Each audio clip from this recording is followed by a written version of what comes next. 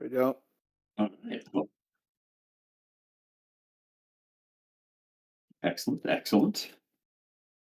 Yeah, I see it here. Okay. I'm gonna send Mm. out a ping now to the beta testers.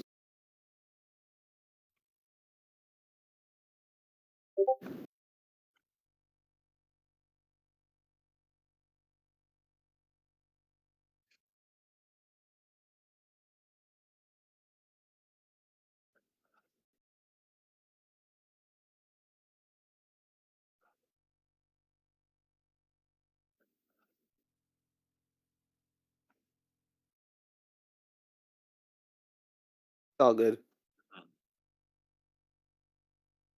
All good. Mhm, mhm,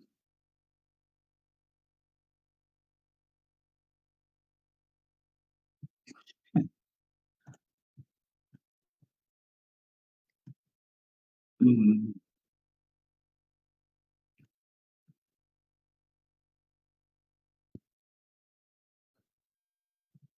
mhm,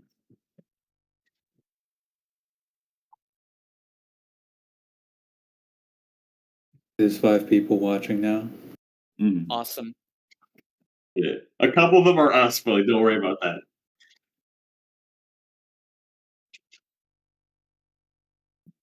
Mhm, mhm, There's at least one person that's not here Yeah. yet. Yep.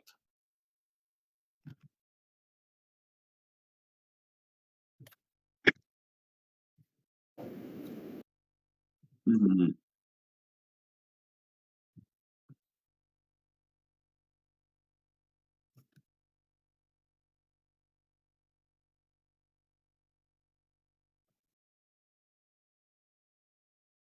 mhm.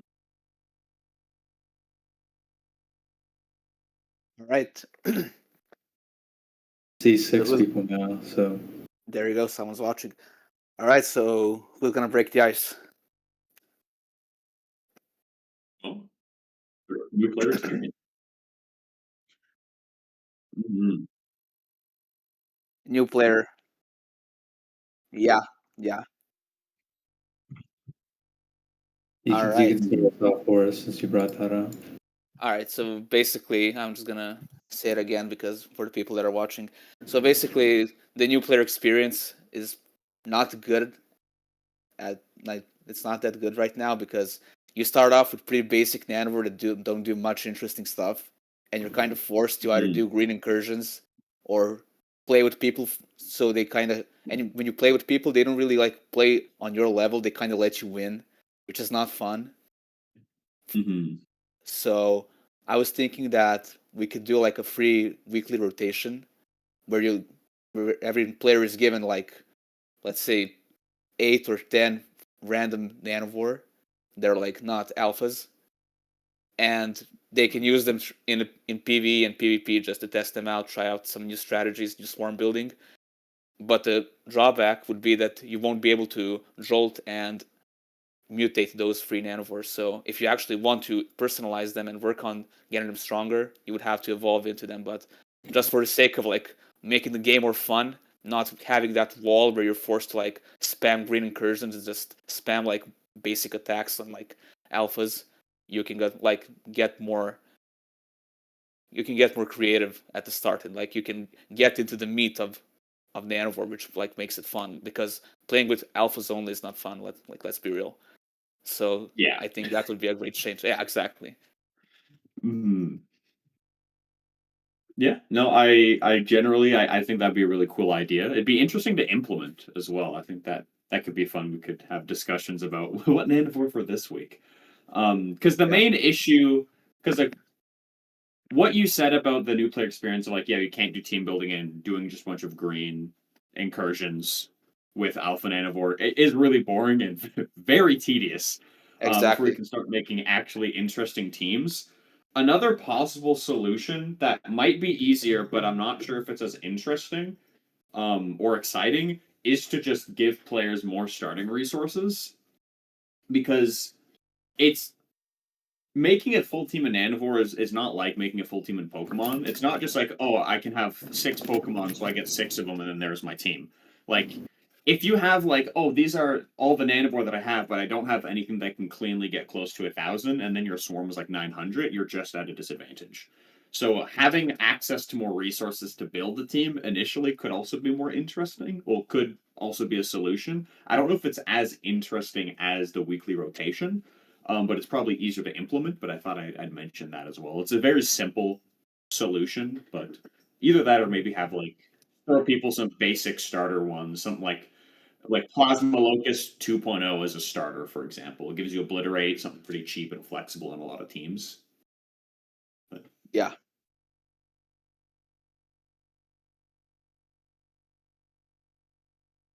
mhm.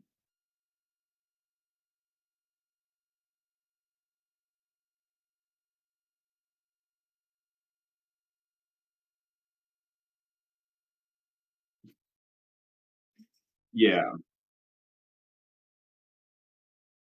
Mhm.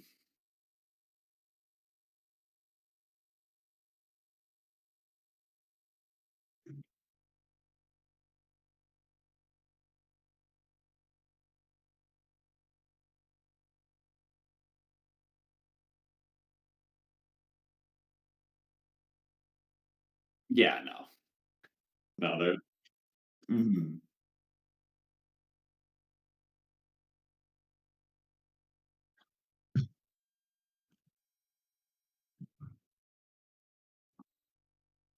Mhm. Yeah, like you wouldn't give a new player face spiker and be like, okay, you're gonna do well with it now. Like that's just not gonna happen. Yeah. Yeah. Yeah. Oh, that's fair. Yeah. Mhm. But if you gave him like a Tank Walker 2.0. Mhm. Mhm. No, it would need to be like specific hand-picked things. If we were giving people like bonus starter Nanivore, they'd have to be hand-picked ones. Because I do Yeah. agree, like, yeah, if you just give them more resources, then they stumble onto complex Nanivore, and now the new player experience also sucks for the reasons you mentioned. It's too much information. Yeah. Mhm. Yeah. Yeah. No, yeah, those are mandatory. Yeah, those are Yeah. mandatory. Mhm. Really quick, Alex, someone in the chat said that they can't hear you. Oh? Yeah, you specifically. I think just for whatever reason when you're streaming, they can't hear you.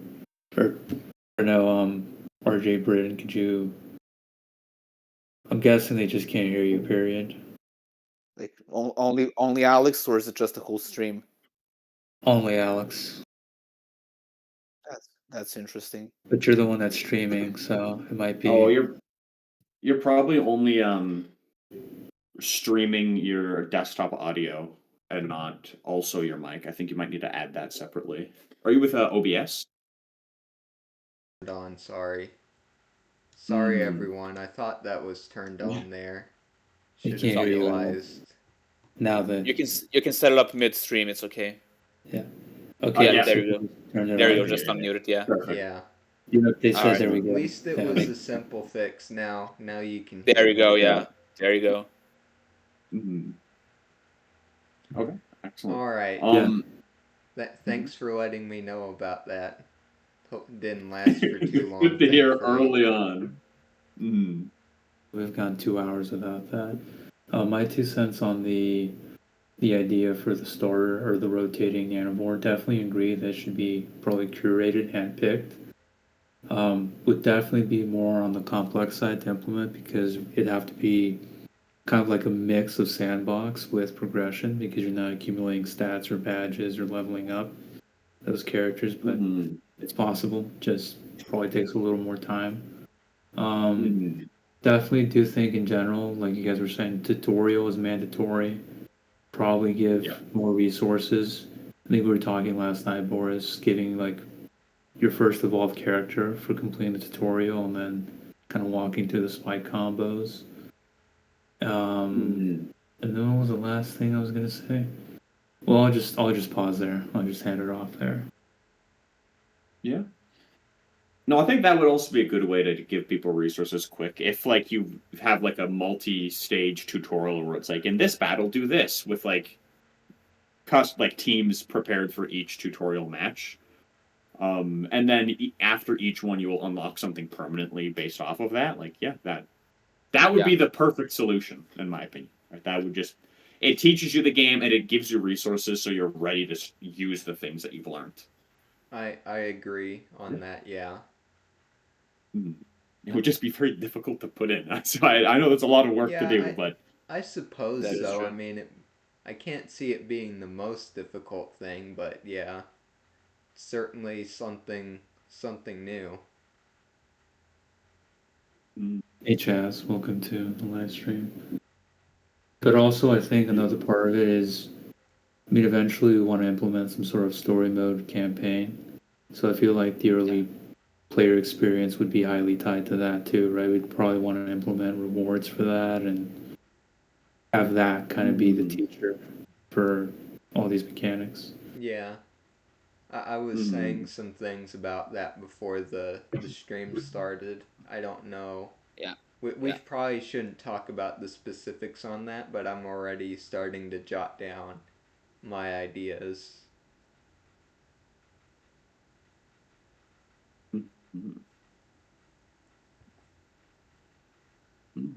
He says tutorials would be nice, more materials, maybe even a team building guide too. Oh, a team building guide.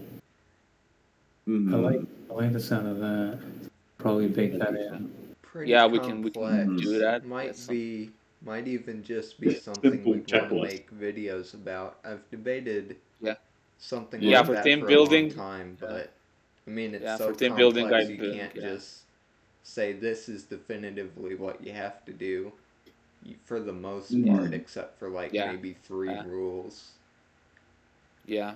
For team building, I think it's better that we go down the video route or like generally just making community videos or like tutorials. But the game itself has like not the most basic stuff, but like teaches you what obliterates are, what are spikes, how spikes work, how to evolve, and all the stuff you need to know about the game to actually play in it. So yeah. Yeah.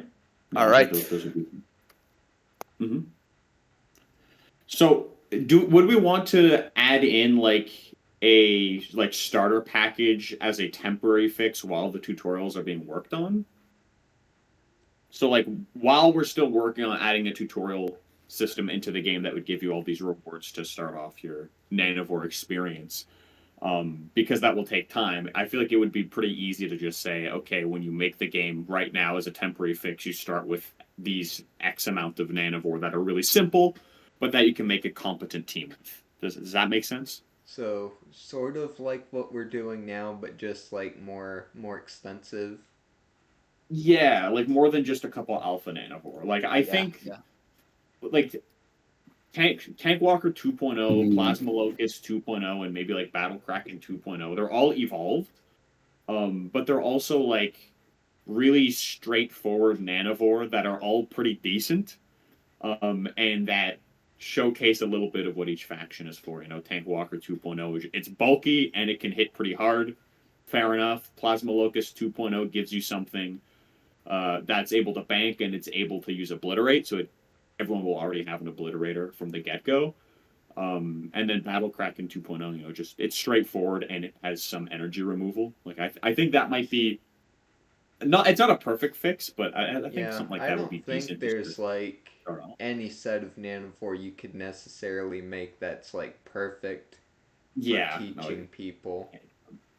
I do agree that that is a much quicker, easier fix to implement than tutorials. I wouldn't want that to be the permanent fix, but I guess as a temporary fix that could help out. So would you think like we keep kind of the starter options, and on top of that, it doesn't have to be just one starter pack. We could have like 4 or 5 different curated starter packs that we define and allow the player to pick, what starter pack they want to go with. If we can do that, then I think that would be even better than just having these set 3 you start with. I think having like maybe when you're doing your starter pack, like a couple of them, your packs, plural, I should say, like a couple of them will be Alpha Nanivore, and then maybe like the last one will be like 2.0 Nanivore, something like that. So it'll give you a little. You already have like a one stronger guy to kick things off with. Yeah, I like the sound of that. So then would starter packs replace starters, or would they be in addition to? I think replace, like you would do X amount of starter packs, like a pick one of three or something like that. Let me see here. I see Electropod 2.0 mentioned. I agree that would also be a good starter. A Would good we one to want be in to those like? packs. Would we want to include like a certain amount of nano cash with each starter pack? Or I mean like the same amount for each pack, basically the same for every Mhm. starting player, but we want to do the same thing like here's 600 or maybe even more nano cash for players to start out with also, or Yeah, I think it's good to start out, or if we give players enough starting resources, then we don't need to give them as much nano cash. Because if we just give them like you already have like X amount of nanivore, then maybe like as part of the tutorial, you're given enough nano cash to buy like one nanivore pack, right? Something like that. I think that could be interesting because that way it's like part of the tutorial is now go to the shop and you look, you can get a new nanivore completely at random, and then that could be kind of fun. Yeah, I agree. We I do mean, if start we off. really wanted to, we could even. I'm pretty sure this is something a lot of games do where they like fudge it or something. I don't even know if I should be bringing this up, but like there's this thing that games do where in the tutorial they make you click like the get the random thing now button, but if you actually like look at the Mm-hmm. other people's videos of playing the game from the start, you realize Mm-hmm. it's actually the first time you do it in like the tutorial or something. It's the same. You get the Yeah. same thing every time, no matter what player you are. Mm-hmm. I So mean, it could just technically be a tutorial for like going to the shop, and this is like the different things that you can get with nano cash, but we recommend you like get purchase a nanivore with the nano cash we just gave you or something. mm-hmm. Yeah, be good. Someone mentioned EMs being included in the packs. Yeah, I think that's fine if there's some Yeah, that's fine. EMs. I think I agree. So we're saying starter packs, but are those starter packs going to be defined and guaranteed, or are we thinking like actual packs? Because I initially thought the former, that we were like, oh, you're gonna get this Electropod 2.0 and this Tank Walker and this Battle Kraken. I think it could be like. Is there a way? Is there a convenient way to make it so if you open a pack that it's like pick one of X amount of options, like pick one of three options? Is that something that is like feasible right now? Because I think that might be. So Well, like, actually, no. Actually, I'm going to take that back because new players won't know what the multiple options do, and they're going to feel bad if they pick one that they Yeah, don't you'd like. So have to add actually, like even I'm more actually going to take that systems. back. Or no, that wouldn't even work. They're Yeah, a new player. Like, how yeah. are They they don't know what they do supposed to yet. know like Yeah. whether Yeah, this nanivore or this nanivore they want more? yeah. All That right, doesn't really I make a take whole lot of I sense. take Yeah, back what I said. I but had a bad idea. so yeah, I guess it should just be like you pick a general pack. I guess maybe, for example, like Magnemods, Velocitrons, or Hexites focused, and you just pick Yeah. like a definitive selection that we've basically chosen for that to include. Mm-hmm. Yeah. No, like that. So we'll have not the same distributions as regular packs, but we'll have ones that are better for that, and then we'll have like one or two fancy packs that would. But do we want to like guarantee the metaphorical Electropod 2.0, or do we want it to be like one random of a couple of pre-selected, more beginner-friendly evolved hmm. nanivore? I think it should just be handpicked. I was gonna say I might lean Yeah. towards pick to remove the RNG, at least for the beginning of the game, Yeah. just so we can kind of not control, but we can kind of guide and kind of fine tune. Yeah. Does that make sense? Yeah, no, that makes sense. I do think Electropod 2.0 is good. I do think that Plasma Locust 2.0 is probably the in my opinion, the best one to give a new player because it Yeah. fits on a lot of teams and it has Obliterate. Like, there you go. Yeah. It's I'd really say simple, I agree really with that. flexible. Same. Mhm. We all agree. Plasma Locust 2.0 sounds like a pretty good starter, even though it is like it's technically 2 evolutions out from the base, but I suppose Yeah. that doesn't really matter all too much. Either that or Trident Spider 1.0, but I don't know. I think Plasma Locust has a bit more to it than And Trident Spider. hey, Trident Spider it's is an kind of iconic one too. Anyone exactly, that yeah. remembers Yeah. Nanivore definitely remembers the Plasma That is true. Locust. That is true. Mhm. Yeah. So a rotten mango says here, how far are y'all going down adding the rest of Plan Nanivore? And are you planning to do evolutions for guys that clearly would have gotten like Evos like Turbo Master? I'm almost done with the third one. I'm not gonna say which one it is yet. I'm almost done with it. And is Turbo Master considered? Yeah, yes, it is. We do follow the lore, and we know that Dr. Sapphire or Dr. Zap, however you want to call him, he said that he wants to see what the next evolution of Turbo Master does. So I guess we're gonna grant his wish one day. Yeah. Mhm. I guess if we're talking about that sort of lore thing, he also brought up the idea of a Tank Strider 3.0, but I can't say I'm exactly as excited about introducing that into the world. The first Nanivore with 50 base armor. 50. Yes, No, just that's too doesn't little. just doesn't take damage if it doesn't pierce armor. I think that's fine. Jeez. Yeah, Armageddon is now playable for 200 swarm value. I was Yeah. literally going to say Armageddon. But yeah, we're definitely thinking about adding new Nanivore. A lot actually, a lot of thoughts on what Nanivore we should be adding.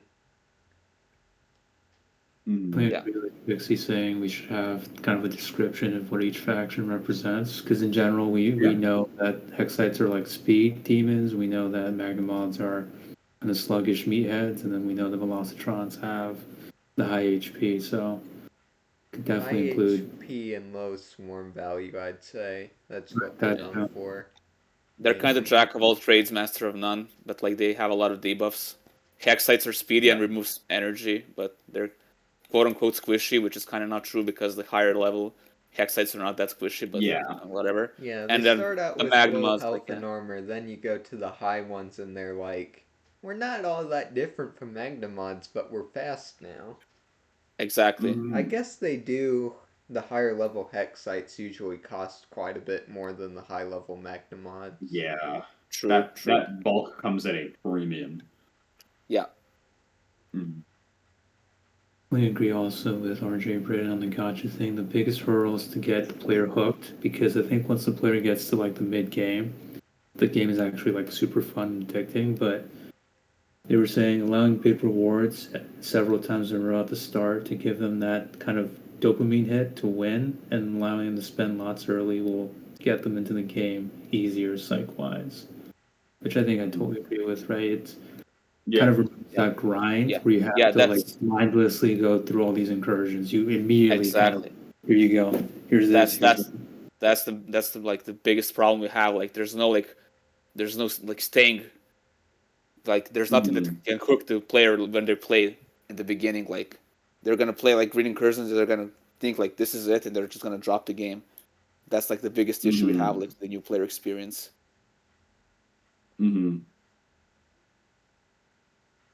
Tutorial, Trixie says, I feel like a tutorial where they could lose could work so people don't feel defeated in the scenarios they lose in.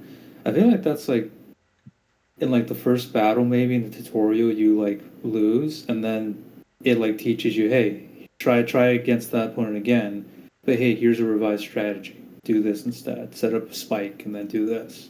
Funny Maybe enough, that. I don't know if anybody would really know this because of how hard it would be to lose the first battle of the original game, but I can't remember if I showed all of you this, but I know I showed it to you, Fel, where in the original game they did have a, I guess you would call it a fail state sort of for the tutorial that they had where you fight the, I don't know, you have the Doomblade and the Electropod, right? In the very first battle.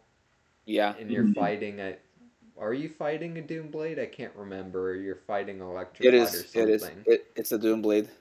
But basically, whether you win or lose that fight, Lucas Nelson actually has different dialogue, but you Yeah, get the Tank Walker anyway as a yeah, reward whether you win or lose. Mm-hmm. yeah. That's funny. He even has a smug smile on if he beats you. Like, nice try, dude. Better luck next time. Nothing personal, Yeah. kid. Yeah. Instead of telling you that you're a natural and you're born for Nanovore battles, like he says, nice try, dude, but you're gonna get better with this tank walker now in your swarm. Mm. Mm-hmm. Yeah, definitely agree on the campaign point. Yeah, I think campaign, the story obviously. mode campaign at some point, yeah, we'll wanna. But okay, I think. Oh, hold on, Trixie. I think we should be able to give Tank Walker a cookie as a form of healing from all those abusive experiments. Yeah, no lie. I think I scrolled through some of those Skylab videos the other day, and yeah, some of them are kind of like, oof, There's some rough ones. some rough ones in there for sure. Yeah.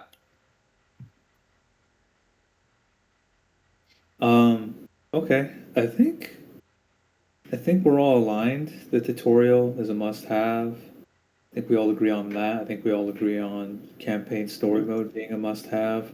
Yeah. I think we all agree on doing curated starter packs that players can choose from, and Plasma Locus 2.0 kind of being the ideal starter nanovore. Yeah. At least one of them. At least Yeah. one I of them. don't know if we'd And include it in all of the packs, but I'd yeah, I say also that think we should. certainly. I think one of the handpicked nanovores should also have like a spike bonus, just so people can experiment with that and learn how spikes work. Mm-hmm. Every pack should have like a spike bonus combo. Yeah. I'm having trouble though of thinking like what are some of the lower level nanovore that have a spike bonus. The first one that I can think of is like, yeah, Plasma Locus Electropod 1.0. 2.0 has an Yeah. early spike bonus. Turbo Cannon 2.0 has that Yeah. spike bonus also. I can't True. think of many more. They're I mean, usually Mm. higher level guys. Shock Hornet 2.0 has one, but it sucks. Yeah, I suppose we may get to that. Yeah, Mm-hmm.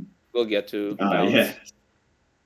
Mm-hmm. Is there anything else on the early game experience topic, or does everyone feel like we're good for now on this? Obviously, we can follow up later on the channels, but I feel like we got a good discussion here. Yeah, I think that's a lot of the main stuff for the early game experience. It's really just the grind, like, sucks to start with. Yeah, Yeah, it needs Yeah. to be more engaging.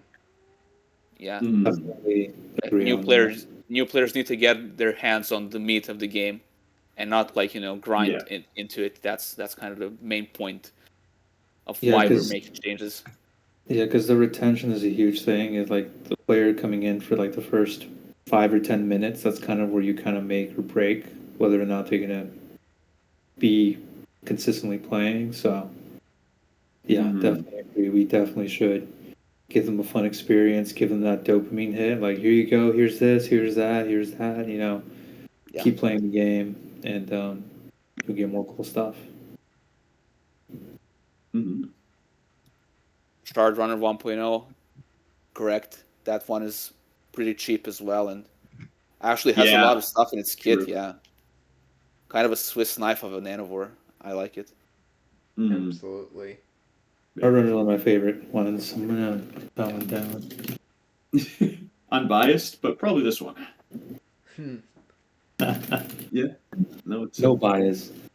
Of course, of course. Of course, no bias. Never any bias. Gigatanglish 2.0 should also get a buff, by the way. No bias there either. Yeah, sure. Half its swarm value. There you go. Maybe a third. Yeah. The first ever swarm of 60 Gigatangler 2.0s. Let's go. Let's do it. Mhm. All right. So I have Electropod 2.0, Shredder 1.0, Plasma Locust 2.0, and yeah, those are all actually pretty good because they all have the obliterates, they all have the spikes and the combos. So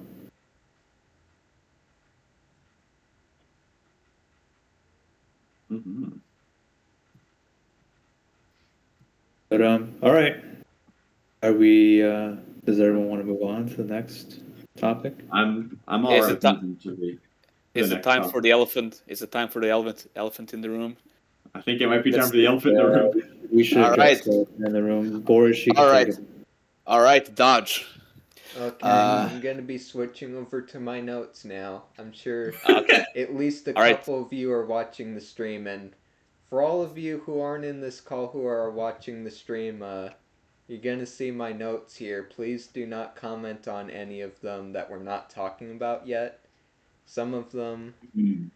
like these two tabs up here, these are just old notes that I have for reference. These are the new ones. You're seeing them now.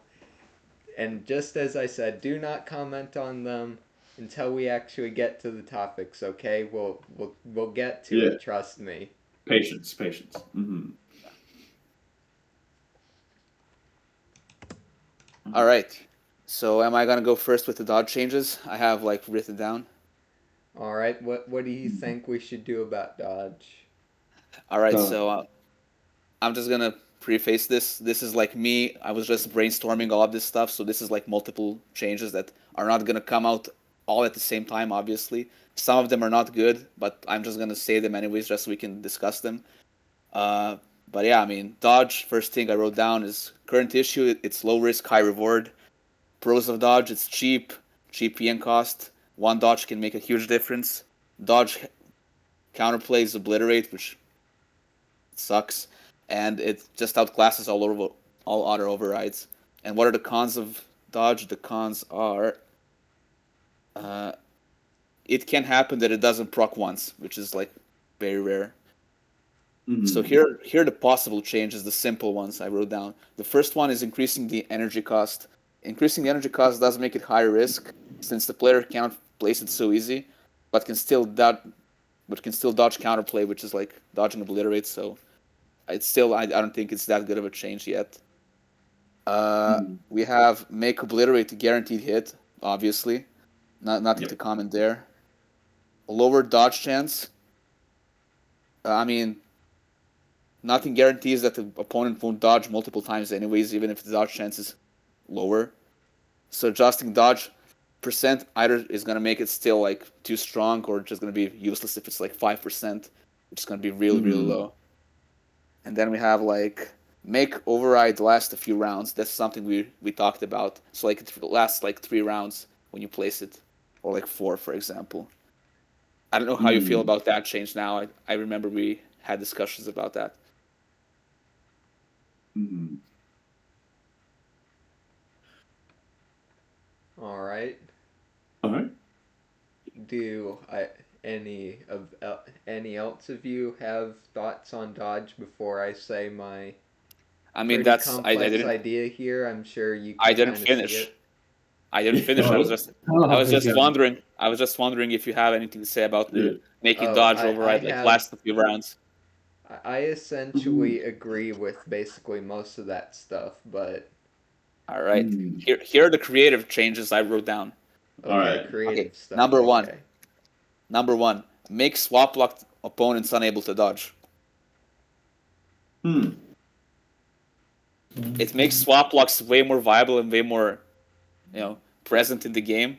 but the con of that is that swap blocks have no counterplay, so it might open Yeah, up. swap blocks have no counterplay really in and of themselves, so that's just the So it's kind gonna of a open up buff room to for swap like block. more. This one thing Exactly. counters Yeah. this other really powerful thing. Yeah. Exactly. Which is why I don't think it's in practice. It's not gonna be that good. It's gonna create more problems. But it's a cool idea nonetheless. Second one, make dodge override disappear after a single dodge. That just sucks. I mean, Yeah.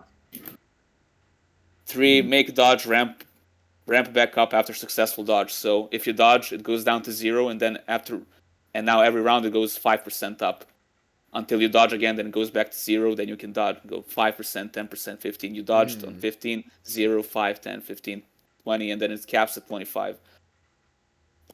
Okay, cap. I think that's interesting, but I think 5% increments is too slow. Well, because because it just doesn't do anything. If it was like 10%, I think that could be viable. I don't dislike that idea, but I do think 5% is too low. Mm-hmm. Yeah, I understand, because like if it goes 5, you need like 5 rounds to get back to max, which is like, and the rounds and games usually last around 15 to 20 rounds. So yeah. I suppose that of the creative changes that's the one that I've liked the most so far. It's a bit weird to gauge how good it would be though. Yeah. I really can't be sure. Then other ways of making dodge a riskier pick is making Nanovo with dodge mediocre, or like, well, I wouldn't make them mediocre because I don't like nerfing stuff just for the sake of making it balanced. I would rather like make counterplay for it if it already exists. So yeah. So I mean, Circuit Flyer 2.0 and 3.0. I mean, 3.0 sucks anyways. It needs changes because it sucks. Circuit Flyer 2.0, I think it's in a fine spot as it is right now. Spike Hornet 3.0, it's a really strong nanowar and it has a dodge override on it. I was writing down should change the bonus downside so that it needs an alpha hex place. Maybe like from an override it turns into like a single dodge chance for the Spike Hornet itself or something, or some other bonus entirely. Face tank is too strong to have dodge override, I think. Yeah, although it does have, I'm actually not that worried about face tank with dodge, because it is a lower dodge chance, but also you kind of don't want your face tank sitting around for a turn not dealing damage, because then it'll die too quickly, and you want to be spamming its big move, of which I'm trying to remember the name off the top of my head. Cosmic Crush. Cosmic Crush. Yeah. There you go. Yeah, I don't like the idea of having my face tank sitting around for a turn getting whittled down just to Cosmic Sight. But that's my opinion on face tank. I don't think that one's a problem. I agree. I think Psychic Sight is perfectly balanced for us. I would never imagine a game where it would proc more than like... Yeah, you definitely didn't dodge 7 times after using it in our battle. Yeah, that's the thing with lowering the numbers. It doesn't exactly, matter it's still how broken low even if it's lower number. It's always still possible. Yeah. Yeah, so I think lowering the dodge chance percentage is probably not the answer then. It's not lowering the. It's either gonna make it completely useless or it's gonna be irrelevant, an irrelevant nerf. So I was thinking of like what we can. I'm gonna add up on what I was thinking for face tank. I wrote down some ideas for Psychic Sight. This one is just awful. It says dodge next 2 attacks if you go second. So you kind of sacrifice the Cosmic Crush gameplay where you don't build up your speed and you play around Icy Psy or Atomic Spit when we change it into something good, and that dodge. But yeah, that's kind of like changing the play style of it. Second one, slower Nanover goes first for 3 rounds. Like, give it like a trick room, basically. It's a trick room override. Yeah. I like trick room. Yeah. Would that be like a guaranteed go first? Because if it's a guaranteed go first, that might be like insane. I mean, doesn't We would have to kind of change Cosmic Crush then, because Cosmic Crush makes you go faster the more you use it. Well, yeah, but then you don't play around Cosmic Crush while you have that. Yeah, I guess But you yeah, mutate it out. exactly. And Face Tank still has insane stats. Like, Correct. oh my gosh, when you like just giving it the Ice Storm, or no, sorry, Icy Icy Sai. Sai. Yeah, it's Oh my gosh. 62 damage. It's crazy. Yeah, it Like is I nuts. like I'm gonna be honest. I'm still not used to all the jolted stats, and I think some stuff is extremely broken. But then you realize that all the other Nanovore can like jolt their stats to be that strong. So I don't Mhm. know. I think some stuff needs to be like to simmer down in my brain because I got used so much to like basic stats for like playing this game for like Yeah, so many years. Yeah. yeah. Seeing a Game of Fury 2.0 deal 87 damage for 3 energy, I'm like, that just doesn't seem right. My God, like I That saw does what not seem right. what Zip Zap can do on the Gamma Stalker 3.0, and I was like, this needs to get nerfed. Like that's my But first like how impression. though? But I'm not I, sure. exactly, I'm not gonna nerf it yet. I'm gonna leave it. I think it needs to be left to again to simmer down in my brain for the meta to like with mutations and all the Mm. jolts and stuff like simmer down, and then we can like actually talk about all that stuff. Yeah, the thing with trying to debuff mutations is that it's okay to have on the original Nanivore. The Nanivore that you're bringing it to without the mutation is alright itself with its usual kit, but when you bring the two together, it creates a Yeah. super monster. Yes, but Mhm. then you bring this argument. Why not just make the kit of the next Nanovore better or like good enough where you have to go where the player has to go, do I really want to sacrifice this for this attack? That's Yeah, kind of but that's, what we should do.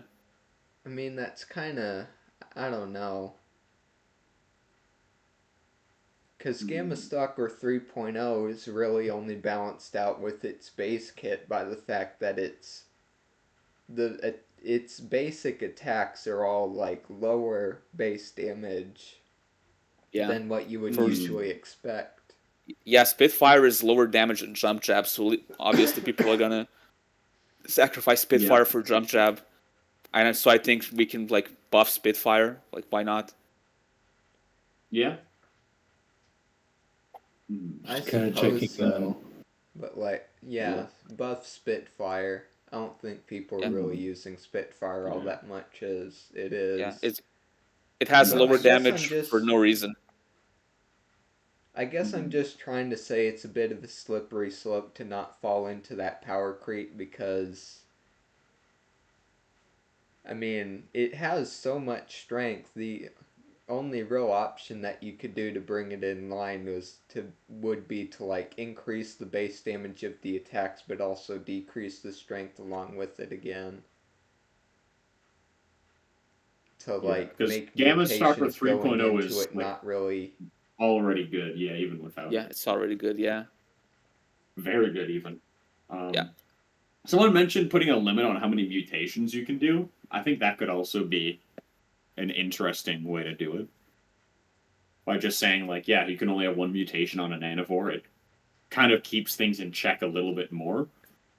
Um, so I'm not opposed to that. I don't know what everyone Yeah. else feels about that, but I think Yes. that's Yeah. fine.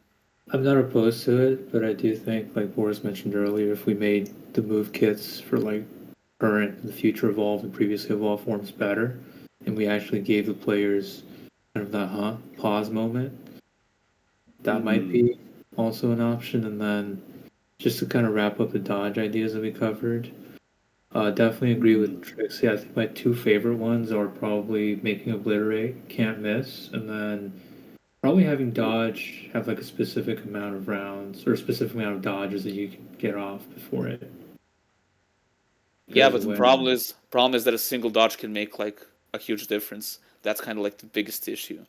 Right. yeah. Well, the thing is, if dodge can only proc once, it kind of like sucks because you're just trading one turn for another. That is true. I know it could be good if you dodge like a Scorch from a Tank Strider. In that case, you're popping off. But if your dodge gets wasted on like Electroshock, you're kind of crying. Um, if it was, if it was like 2 times, I think that's fine because I'm spending 1 turn to know that I'm gonna skip 2 of my opponent's turns. I think that's good, and there's still counterplay with Obliterate not being able to miss. But honestly, if Obliterate, and I would also extend this to every single move in the game that removes overrides, if all of those moves just could not miss, that also solves a big problem with it because every team should have Obliterate. And quite frankly, if your opponent is able to skillfully deal with all of your override removal and then set a dodge, then you know what? Fair enough. They should be rewarded for that and be in a good position. Yeah. I agree. I don't know. But then obviously we do still need to dodge other or buff other overrides because the things dodge is actually good and a lot of other overrides are just not good. So they would need to be buffed. So I think it's part of it is that as well. It's like dodge is always being picked because it's the best one, but a big part of that is just that if you look at your options, you're like, do I really want to spend all that for plus 10 armor? Most overrides feel bad just because is it because they cost too much or is it because they're all so destroyable? Everybody brings an Obliterate. Yeah, they suck and they'll just get removed immediately. Like even if there was no dodge in the game, would I run armor overrides? No. Exactly. I still would not use them. Armor just sucks straight up. I think we're like overrating it how strong it is. Mm-hmm. No, it is. Armor is actually like so. It is strength overrides since we've buffed them. Like we've decreased the cost. Like I feel like strength is like usable. Like you can use certain strength teams and it's not bad. It's okay-ish. I think it's fine. Yeah. Like it's not as good as dodge, obviously, but yeah. You really need to hit those like I'm not sure. I can't remember exactly what they're called in Pokemon or other games. I think they're called like thresholds. Yeah, basically taking a 4-turn kill, turning it into a 3-turn kill, or 3 turns into 2 turns. Yep. No, exactly. I'm just gonna read Trixie's message here. Mm-hmm. I feel like mutated moves would just be slightly weaker, honestly. If Nanovore could only have one mutated move, what happens to Nanovore that need more than one mutation? I mean, that's on us. If a Nanovore requires more than one mutation, or even if it requires mutations at all, one mutation, the base Nanovore is just kind of. It just needs to be. It sucks. Yeah, it means it sucks and it needs to be changed. That's the bottom line of it. Yeah, like Rod Mango said, and that guy sucks. And yeah, if you need to change 2 or 3 of its moves, and that means that the move kit isn't good enough. Yeah, it just means for us that we need to change it and make it fun. Like the main goal is to make base use its base kit. Like yeah, you shouldn't just want to have. You shouldn't just want to slap on like a lot of previous moves onto a new Nanovore just to make it something that you want. It should just kind of be something that you'd want to use. Yeah.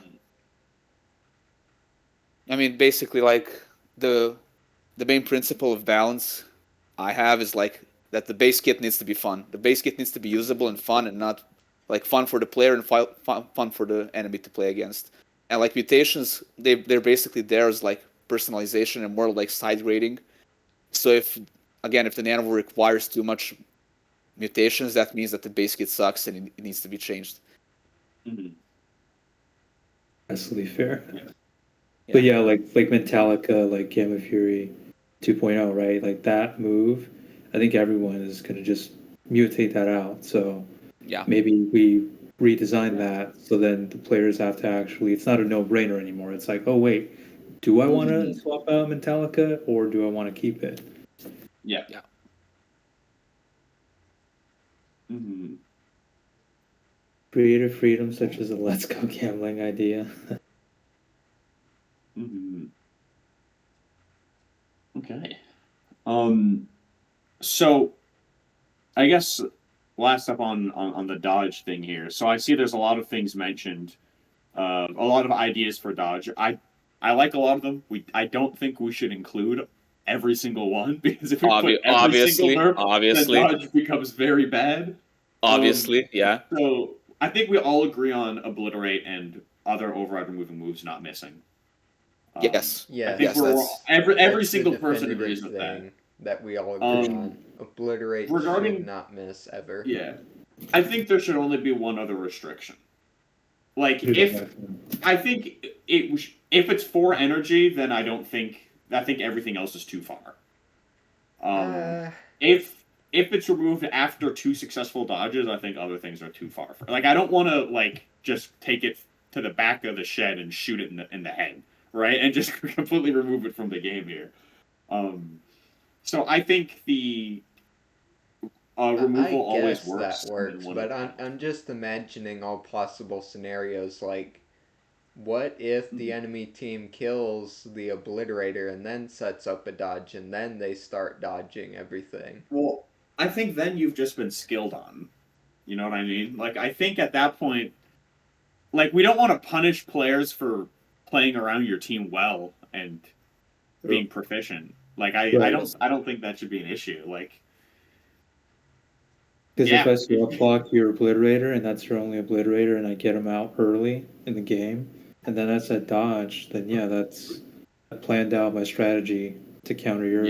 yeah, So yeah, I and then it do agree worked with well. that should be. Yeah, and if you had to spend 4 energy to set it up, then that still means you either had to waste an entire turn passing, or you had to use multiple setup moves as well on top of that. So not only would you have had to swap block, you have to swap block and bank for 2, and then kill it, and now I have to set it for 4, and now I'm rewarded, and hopefully it'll pay off for the rest of the game.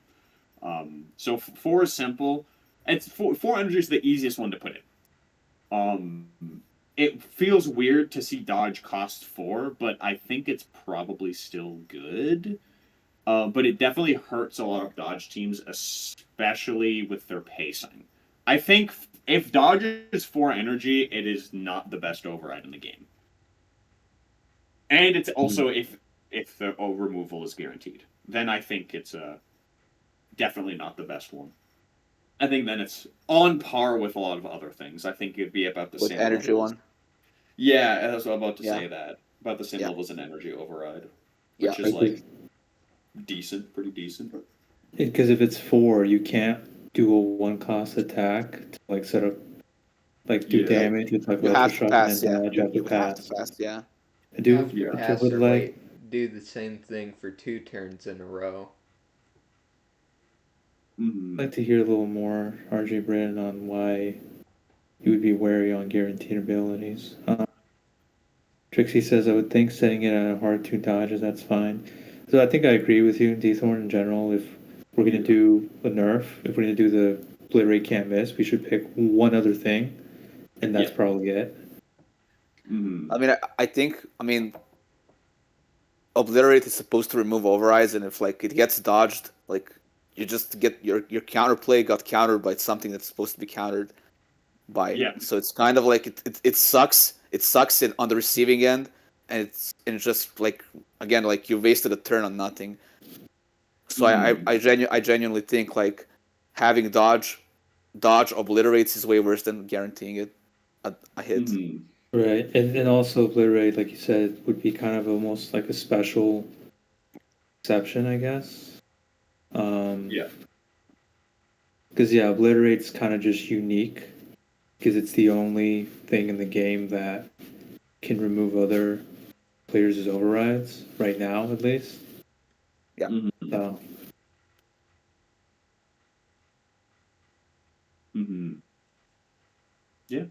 No, I'd go. but yeah, I think for me, my top few favorite options on top of the obliterate can't miss would either be increase the EN cost to 4, or make it so you can only proc dodge X amount of times, and we can determine what that X is going to be. I think those two would be my top 2. Yeah. No, I fully agree. Yeah. I agree. I like that too. Mm. So now we need to pick which one. Which one do we think is the better solution? 4 energy or removed after 2 dodges? I like both of them. Yeah. I would maybe go for the cost increase first, and we'll see how it goes. Yeah. Let's Cost let's increase see. is easier. Yeah, That is yeah. easier to do. Yeah. It's easier, and let's see how much it actually pegs dodge. If it Yeah, I actually guess I'm a has bit some of a. I guess I see things a bit differently. As you may see by my thing here, I have a slightly different opinion. I feel Mm-hmm. like if this were to be changed to like 4 energy cost that lasts forever, but you can only dodge twice, I feel like that would still be decent. But I obviously I'm outvoted here, so Yeah, I don't know. I feel like spending 4 energy to miss 2 moves that your opponent can bait out with their little like 1 energy attacks just like feels bad. That feels kind of bad there. Yeah. Also, yeah, someone I think this is Chaz, but has a different name on YouTube. Says, would that apply to obliterates that require a spike or special condition like Mega Scorpion 3.0? And my answer is I want that to be yes. I think every single move that can remove an override should guaranteed hit instead of just specifically obliterate. But how does everyone else feel about that? I'm okay with that. I would agree. yeah. Gun to my head, I would agree.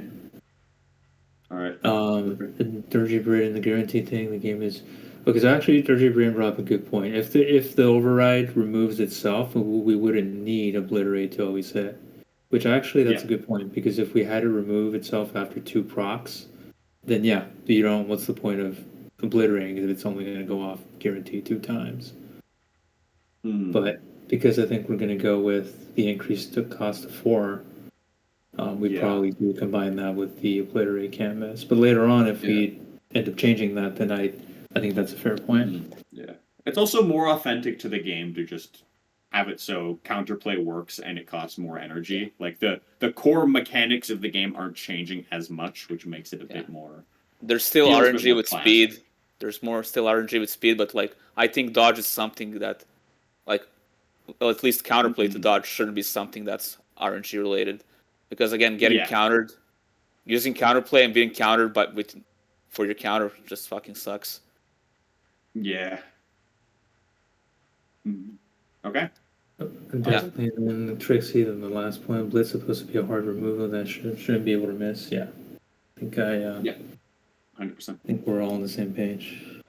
Well, Yeah, most of I us. suppose we are. That sounds like the changes that we're going with. So, 4 energy cannot be dodged. So, what do we think? Since we've already kind of decided that now, this is the idea that I originally wrote down here. Would this be like how good or how bad would this be if it were to be a thing? I think with What do you all say? those restrictions, I think it would not be good, but also that's a lot of information to process for one override. Yeah. Yeah, no, I think that'd be a too much of a taking it back behind the shed, shoot it in the back of the head type of a nerf. I wanted to make it sort of like a powerful burst option to where you can essentially place it and have essentially know for a fact that for a while you'll be largely not completely but largely immune to attack, so you can bring out another Nanivore that you really don't want to get hit and then do whatever your plan is. But if that's the way that we're going with dodge, this was just my idea, so it's fair enough, I think. Do we want to move on? Well, one last let's thing, move on. actually. Sure, One sure. last thing. Archie Burton actually brought up a really good question. In that case, if obliterate on damaging moves is going to go through guaranteed, would the damage for that damage obliterate combo go through both of them or just the obliterate aspect? I think it should all go through. Yeah, it should all go through. I mean, I don't really see why the damage or any other potential effect shouldn't. Because, like, you also have things like an obliterate move that also has swap block on it and things like that. So Mm-hmm.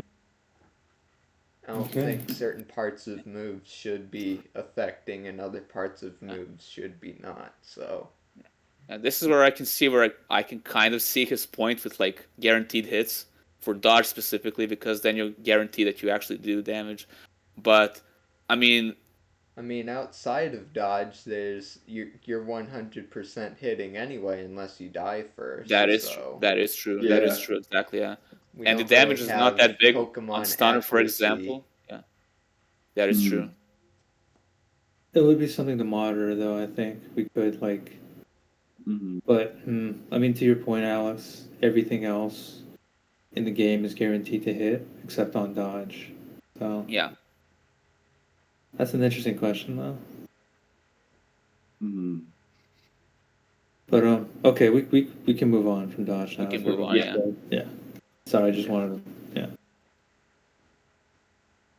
Mm-hmm. All right. So what's the next topic? I So guess I it's guess- armor. Armor Armor? overrides. Well, you see what my thoughts are there for that. So I guess since it took so long to get to my thing last time, do you want to just say your thoughts on this really quick? Is this what we're all thinking for armor overrides? I think we can do even more. I agree. Even more, huh? Yeah, they're still gonna be useless if you do that. I'm gonna be I'm real. not Even sure I mean, about that, man. I'm not sure.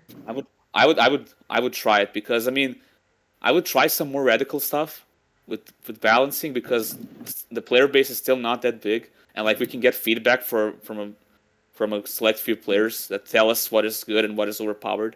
So in my opinion, armor overrides +5 to energy, +10 3, +15 4. 3 energy for +10? Yes. Yeah, I agree with Boris I on like this, that. actually. Man, I'm gonna be an armor override main after that. Let's see how it goes after I obliterate it. Oh yeah, Yeah. you think you're gonna be able to obliterate it? Yeah. Sure. Mm-hmm. Swap block his obliterator, Alex, and then set up the armor override. Oh, I won't even need to swap block when I have my plan going. Sure. Mm-hmm. So the scaling, just so I'm getting everything, it's going to be 2 energy for 5 armor. 3 for 10, 4 for 15.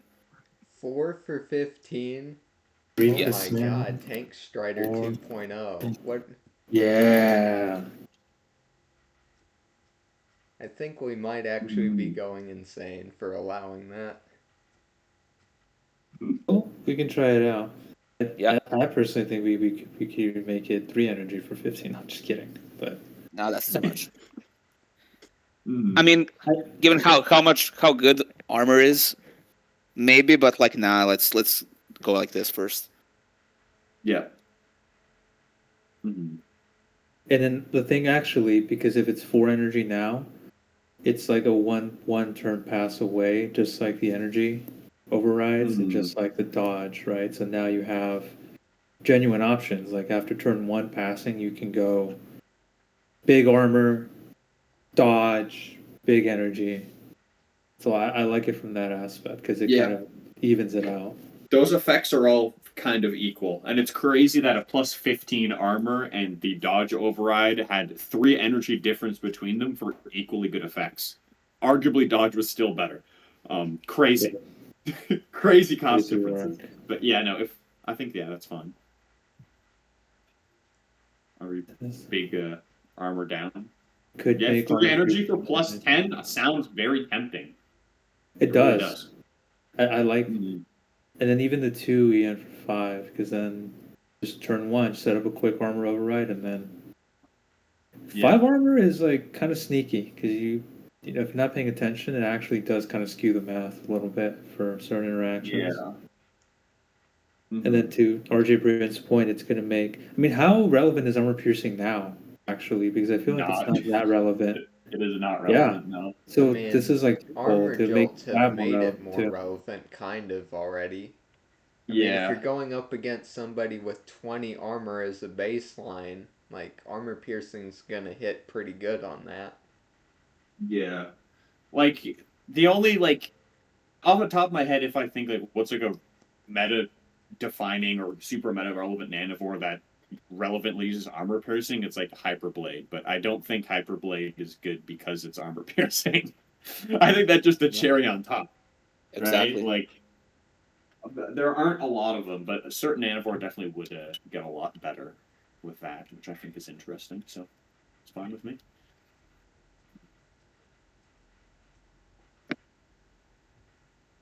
Thundercrab 2.0 gets buffed with Pincer. Yeah. Yeah. Well, yeah, The armor all piercing is armor more relevant. piercing attacks would be buffed, I Yeah. guess, if, I mean, armor overrides become more common, right? Yeah. Which is if they do end up becoming more common. But I feel like I could see them being used a bit with that.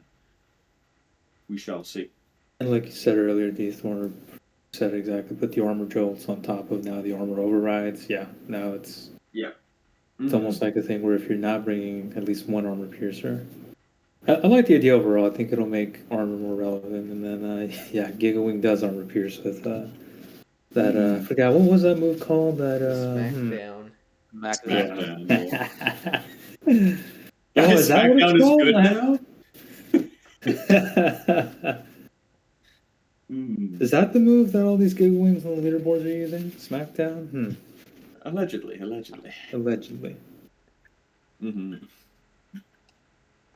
Yeah. Okay. I I think we're good then on armor. It's seemingly right. Yeah. I guess next I see Hex is mentioned there, which I think would be cool. But that's going to be for this is the point in time that we're probably going to want to introduce hexes, which we've been talking about as sort of an answer for a lot of the strength debuffs and possibly other things too, to make them more relevant, but also not overpowered in certain circumstances. Yeah. I guess the other thing is if you're placing a negative override, is that if these replace your opponent's current override, we need to up their cost accordingly. No, they don't replace. Oh no, they should. Though. They don't replace. Yeah, separate slot. That would just be a better obliterate. Yeah. Yeah, or unless they costed like 4, in which case, like, you know what, fair enough. But yeah, no, if they, I assumed it would be a separate slot. Separate slot, obviously. Yeah. Yeah. So are we all agreeing that we're going to want to do some amount of hexes in this balance, or? Yeah, I think putting hexes on certain nanivore could be really cool. We could. What do you think about hacks, for example, instead of overrides on some nanivore? Like a hack for strength hack, where a nanivore has minus 30 strength for 3 rounds. Like changing existing overrides to be no, like hack, like hack. What are you talking about? No, like hacks, like literally hacks. We have stuns and we have swap blocks, right? Those are hacks. And then we can make another hack, which is like a hack for strength, where it removes 30 strength for 3 rounds, for example. Yeah. Yeah. Yeah, I think that'd be cool. Instead of it being like a negative override for the enemy, it's like just a hack. Yeah. Hexes be dodged since it's not an obliterate. I guess I'm trying to tell what the difference between the what hacking you're saying and what hex is. So I think it's confusing you because hex and hacks, because I mean they have similar they have similar names. Yeah, it's weird, but like hacking, like you're hacking your opponent with like swap blocks and stuns. Well, you can't stun your opponent yet, but I mean that's considered a hack as well. I think stunning an opponent needs to be like the most cautious thing we ever do if we implement it. Absolutely. Insane. No, I agree. Absolutely, yeah. Sure to be mega toxic for sure. Oh yeah. Yeah. Especially if the enemy has like 0 speed, like, you can just perma stun them. Like that's like the first thing that comes up to my head. Let's go fun, bro. So the hack is different from a hex because it's placed on a On one specific opponent only. nanivore. It's not an Correct. override, but it Correct. lasts a limited time, kind of like a Like a swap stun block. would, right? Is that Yeah, what I'm exactly. getting? Exactly. Mm. Okay. I suppose that could work also. I think the idea with the hexes, it is kind of interesting to put a downside that affects the entire enemy team, kind of like entry hazards. There's a lot of cool things you could do with something like that. But then we'd also need to add nanivore that are able to remove these hexes.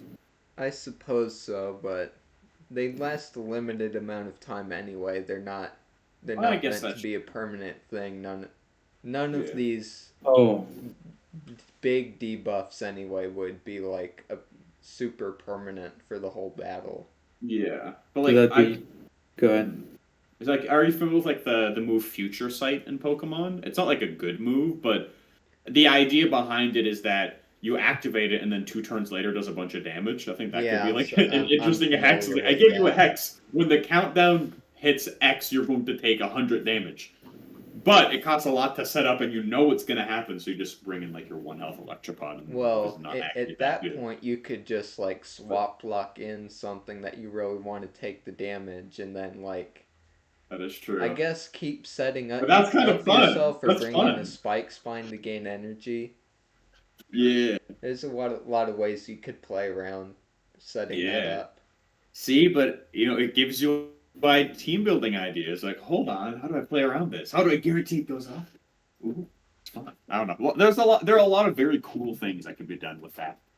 So I guess we'll look into that. Mm-hmm.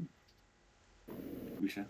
So we're thinking that just universally all of the hexes are going to be limited time effects.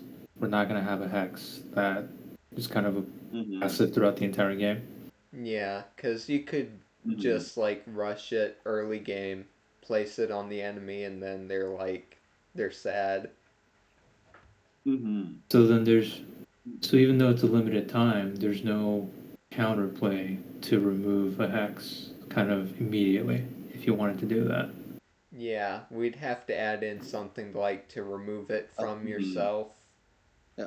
Basically. What if you can Right now obliterate we'd just yourself? be trying to balance it around like it only lasts for this long. You pay this much energy for it, so this is about how much value you should get during that time. Yeah. Mm-hmm. Yeah, I mean, again, we can just make it that you can obliterate yourself to remove the hex if that's something that could be possible, for example. Ooh, that is interesting. Yeah. I suppose so. I don't know if that'd be worth it a lot of the time, but I guess it could be an option at least. Yeah. Well, depends on how strong the hex is. Mm-hmm. Interesting. And I guess if you also have a very scary hex, you could use it as a way to like bait out your opponent's obliterator. Yeah. Where it's like, oh, you want to get rid of my scary hex, so you have to swap in your obliterator, but now I'm going to swap in my guy who's going to do 80 damage to it. So. Yeah, and then set up your own big override. Honestly, I like that idea. Like putting a hex on them to force out their obliterator and then going to buff yourself instead. Mm-hmm. Yeah, that's cool stuff. I like this. Also, one thing I wanted to mention that I forgot to mention during the armor discussion. As a failsafe, I think we should include a minimum damage amount that all damaging attacks can deal, because it is not easy. We're not going to tell people some things that, like, how easy or difficult things are, but it's not easy to do regardless. But it is possible to reduce your opponent's. People are starting to know. Yeah, that's true. Like, you can reduce your opponent's strength to 0, and then they can't do anything, and you can stall the game infinitely, without the other player's consent. Yeah. If there is a form minimum that damage, do it. Yeah. It is. Yeah, you can do it consistently if if you know what you're doing. You've got the right nanivore. if there's like a minimum damage threshold, like they can't get away with that. It just really, what should that minimum damage be? But I think there should be you will always do at least X amount of damage with a damaging move. I'd Either say that- 5, Even if it's maybe. only 10 damage. I was also thinking that if an animal goes down to 0 strength, it just insta kills them. Because what's the point of having an animal that does no damage? I mean, that could work too, yeah. That could work. Well, that's it. That is interesting. But Yeah. I guess at that point, they just... Triton Spider gets buffed? If they were trying to, like... I don't know. I mean, killing a nanivore via health is always going to be easier than killing via strength drain, so they're just going to not drain it to 0. Yeah, and they in could order also to drain keep your it strength down to alive for, 5. like, reasons. Yeah, because like if you only have 5 strength, then and you can only do 1 damage, and they have any amount of armor, then it's effectively the same thing as you having 0 strength. Yeah, I think a always minimum going to be damage a would be choice to hard. kill via strength drain if that's a. Yeah. So I don't know if Yeah, that no. really works all too well. I Yeah. think we might just do minimum damage. Yeah. Either 'cause, that or, like, I don't know. What we could also do, maybe, I'm sorry, what we could maybe also do, maybe we can just cap where you can, like, stop, like, removing strength, like, cap it at, like, 70 strength. Like, you can't go Yeah. below that. I suppose Yeah. so. Yeah. Yeah. It's like I'll have Just to gonna make learn new ways of beating question mark though. I'll have to force you Yeah. to Oh. tell me. I'll I tell don't you. know, It's quite easy. I still think that a minimum strength or minimum damage is probably it guarantees that you won't be able to permanently stall anything. You will always be able to make progress. If it's only 10 damage, the fact that you will always, no matter what, be able to do damage, I think is important. Because even if it's like minimum 70 strength, there are still certain scenarios where I can't do any damage, and then my opponent can hold the game hostage. That if I is can true. always do just 10 place damage, a big enough armor override There and it- like swap block in a plasma lash Yeah. or something. exactly. And I assume like the coding for that shouldn't be too difficult either. Just like I don't know exactly how it's calculated, but I could be when determining damage, if amount under 10, do 10 damage. Yeah. Right? Like I think something like that would really help. This is not going to come up in 99.999% of games, but when it does come up, boy, are people going to be glad that's a thing. I'd say so, yeah. that it's a thing. Well, a couple other options too are we could have it detect if every animal in your swarm is at 0 strength, then you just auto lose, or even Yeah, but just what if you It have one doesn't strength? even have to be all nanivore in your swarm Yeah. because they can just swap block you. We're not gonna Yeah. just remove all attacks that don't do damage and swap block. So Yeah, because the thing also is that the 0 strength condition doesn't work because if you have 5 strength, it's the same thing if they have armor, right? Like if I have 5 strength, I still can't hurt you. If I have 10 strength, I still can't hurt you because I'm only doing 2 damage, and you have 5 armor. Correct. So it's a cool concept, but in practice, there's too much to stop that from following through. Just Right, it's a lot of logic. Yeah. minimum damage. It's straightforward enough. It's just there you go. Okay. That's my opinion. I think that'd be good to implement. I think again, it's not going to come up very often, but it's a good fail safe to make sure that people don't get infinite stalled. Yeah, we don't get those toxic, which I feel like we won't see that now, but as the player base grows, there might be griefers, there might be people that there will always be people who exist who want to do that stuff to piss people off. Yeah. That's all I had to say about my idea there for minimum damage, but we can continue if we would like. Yeah, sure. What's next on the agenda? if we do have any more general topics we need to talk about before the individuals. No, Not not really. really. That's it. Mm-hmm. Alrighty, think so we're do we want to just confident. start going down the list then? Yeah, Yeah, let's go let's down do the it. list. I got my list here too. Okay, I don't know how your list is ordered. Mine starts with Electropod 1.0. So that's mine. Okay. Perfect. I'm guessing we're all Electropod thinking 1.0 Electropod unchanged. 1.0 is fine. Doesn't need to Yeah, be it's fine. changed. Yeah, Yeah. it's just armor up being Yeah, changed because aside armor up. from the armor thing, I just have Yeah. that in the Technically general up buffed, here. but that's fine. Yeah, Yeah. Electroprod is fine as is. 1.0. Yep. Yep. All right. 2.0. I think I see you nerfed with it. the massive armor buff that it's going to get on its override, or energy cost decrease on its armor override, I think with how powerful Electropod 2.0 already is, I feel like it would make sense to lower its strength a bit from the really, really high 140 it has to 130. That's fair.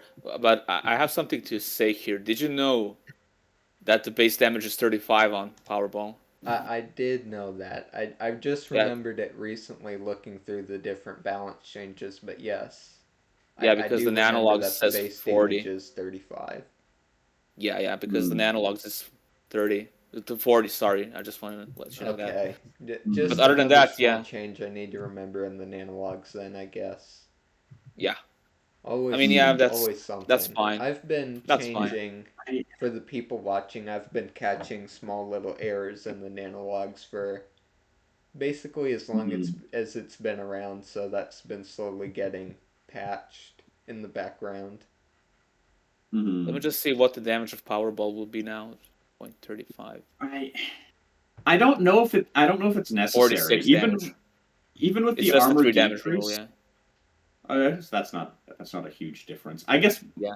from what I see, like most of the time, Electropod 2.0 is worse Psyblaster 2.0. Well, Like it has like the same stats that's but the worse. thing. We're gonna be getting to that But also. So yeah, but also I don't know.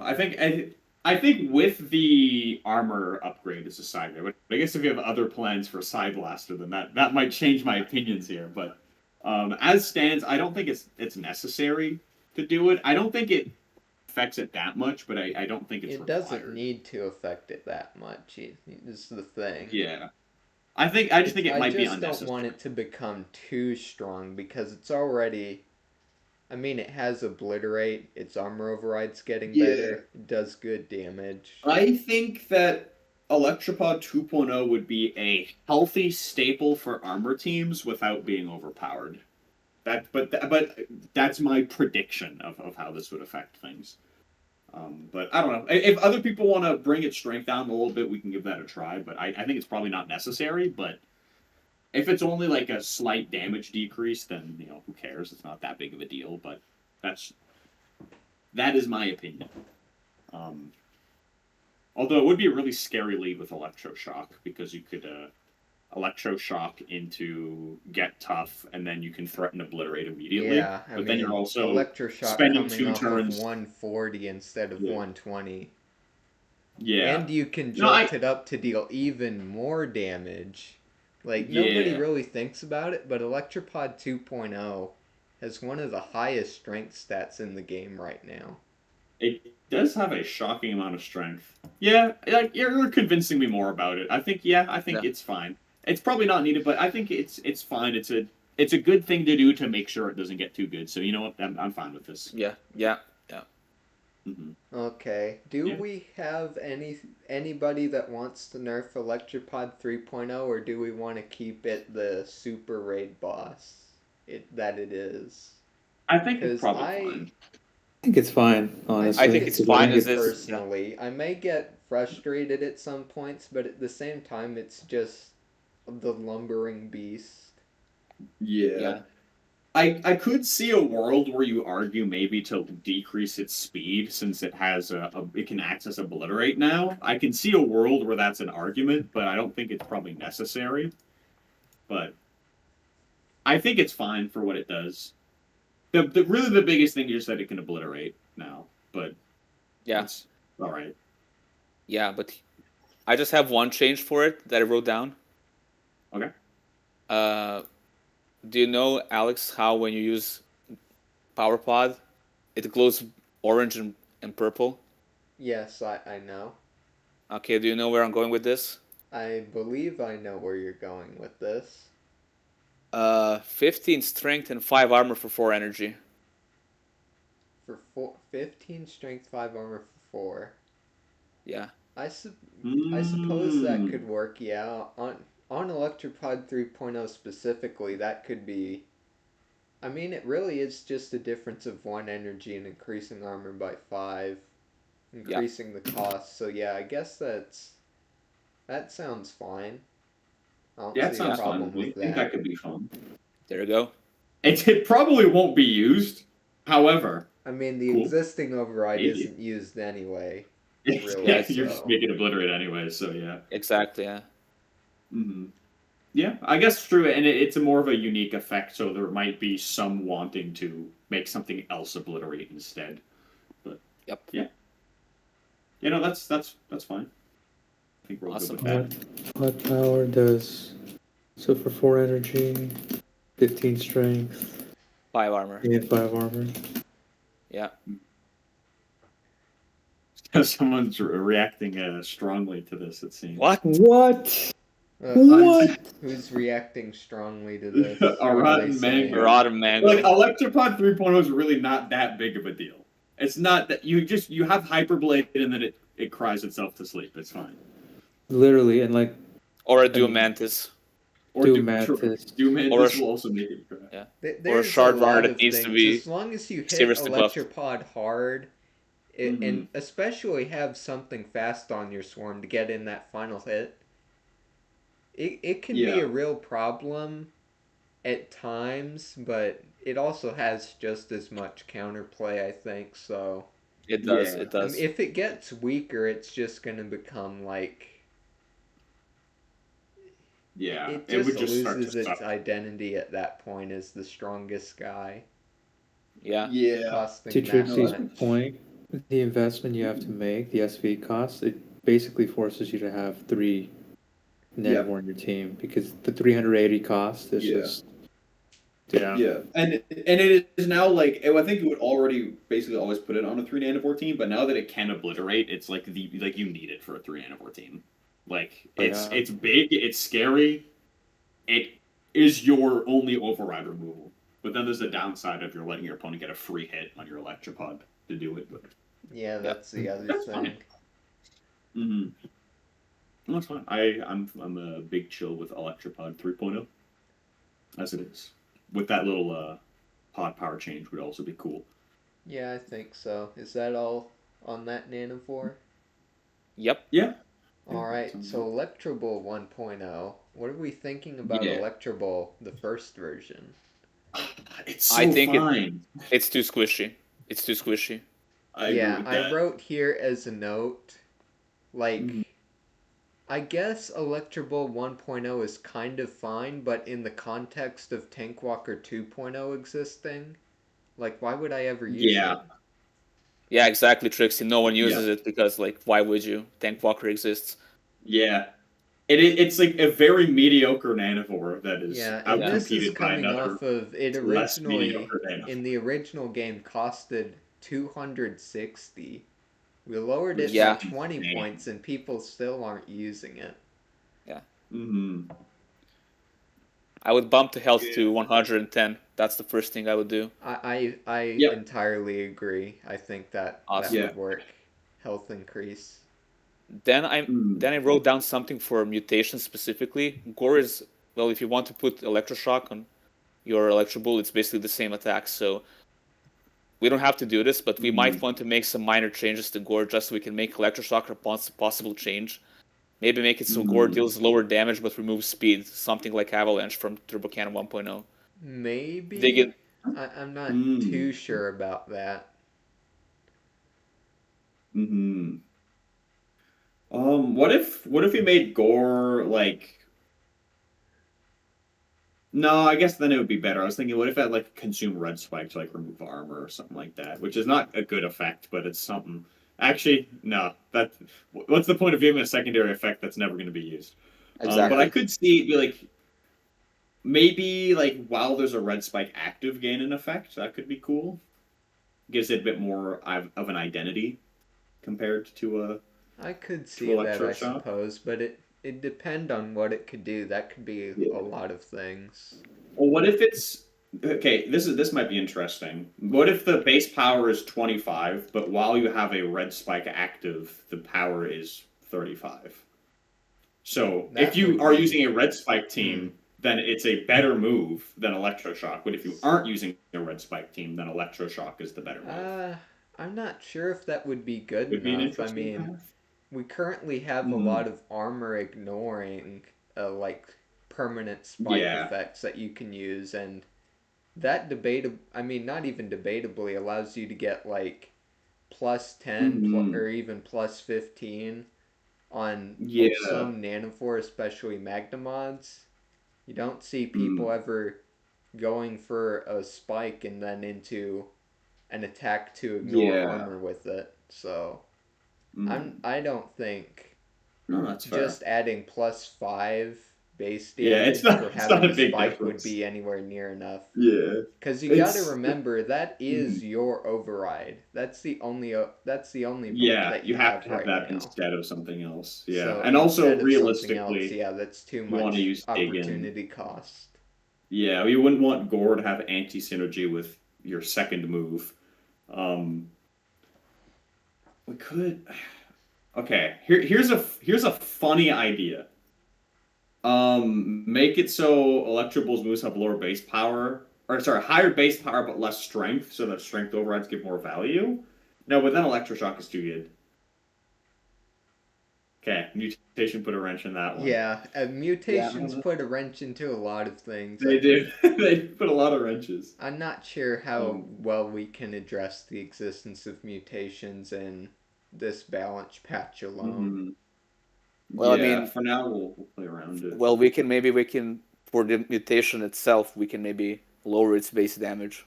It doesn't have to be a one for one copy of Yeah, that's electroshock. true. That's true. Um, yeah. No, I think making Gore different could be interesting. I think for now we should just give Electrable more more health or bring down its swarm value, but probably more health. Yeah, probably I more think health is health. I better. think Yeah. 240 is a Yeah. good area for it Yeah. to be in. Yeah, but if we increase its health, we should also increase Electrable 2.0's health Yeah, Which because we that's will fair we will enough. do that. Electrable We will do that. 2.0 is pretty squishy also, so yeah. Yeah, yeah. we'll I'll get to wait it as well. Do we want to move on 120. to Electrable 2.0 do we still want to debate the 1.0? Hmm. Because I'm not sure if we'll Um. come to We can we can definitive we can read the conclusions right now. comments. Mr. the Oh yeah, Cat this. said, "Can I give a bold suggestion? Make it do more damage the lower health electrable is." That's kind of the idea I had for Doomblade a long time ago, actually, because it was like Yeah. a glass cannon, and like the lower health it is, it's like kind of like a berserker, and it goes crazy like Yeah. the lower health it is. It's not a bad idea, but Mm. I suppose it yeah, could work, but it may be a bit. I don't know. It couldn't give very much. Like, you wouldn't want an Electrobuild to be a super weak at the start, but then super strong when it's near the end of its life. It could be like, I don't know, how much damage would it even be allowed to do extra when it's super low health? Because that could be really strong when paired with the speed override.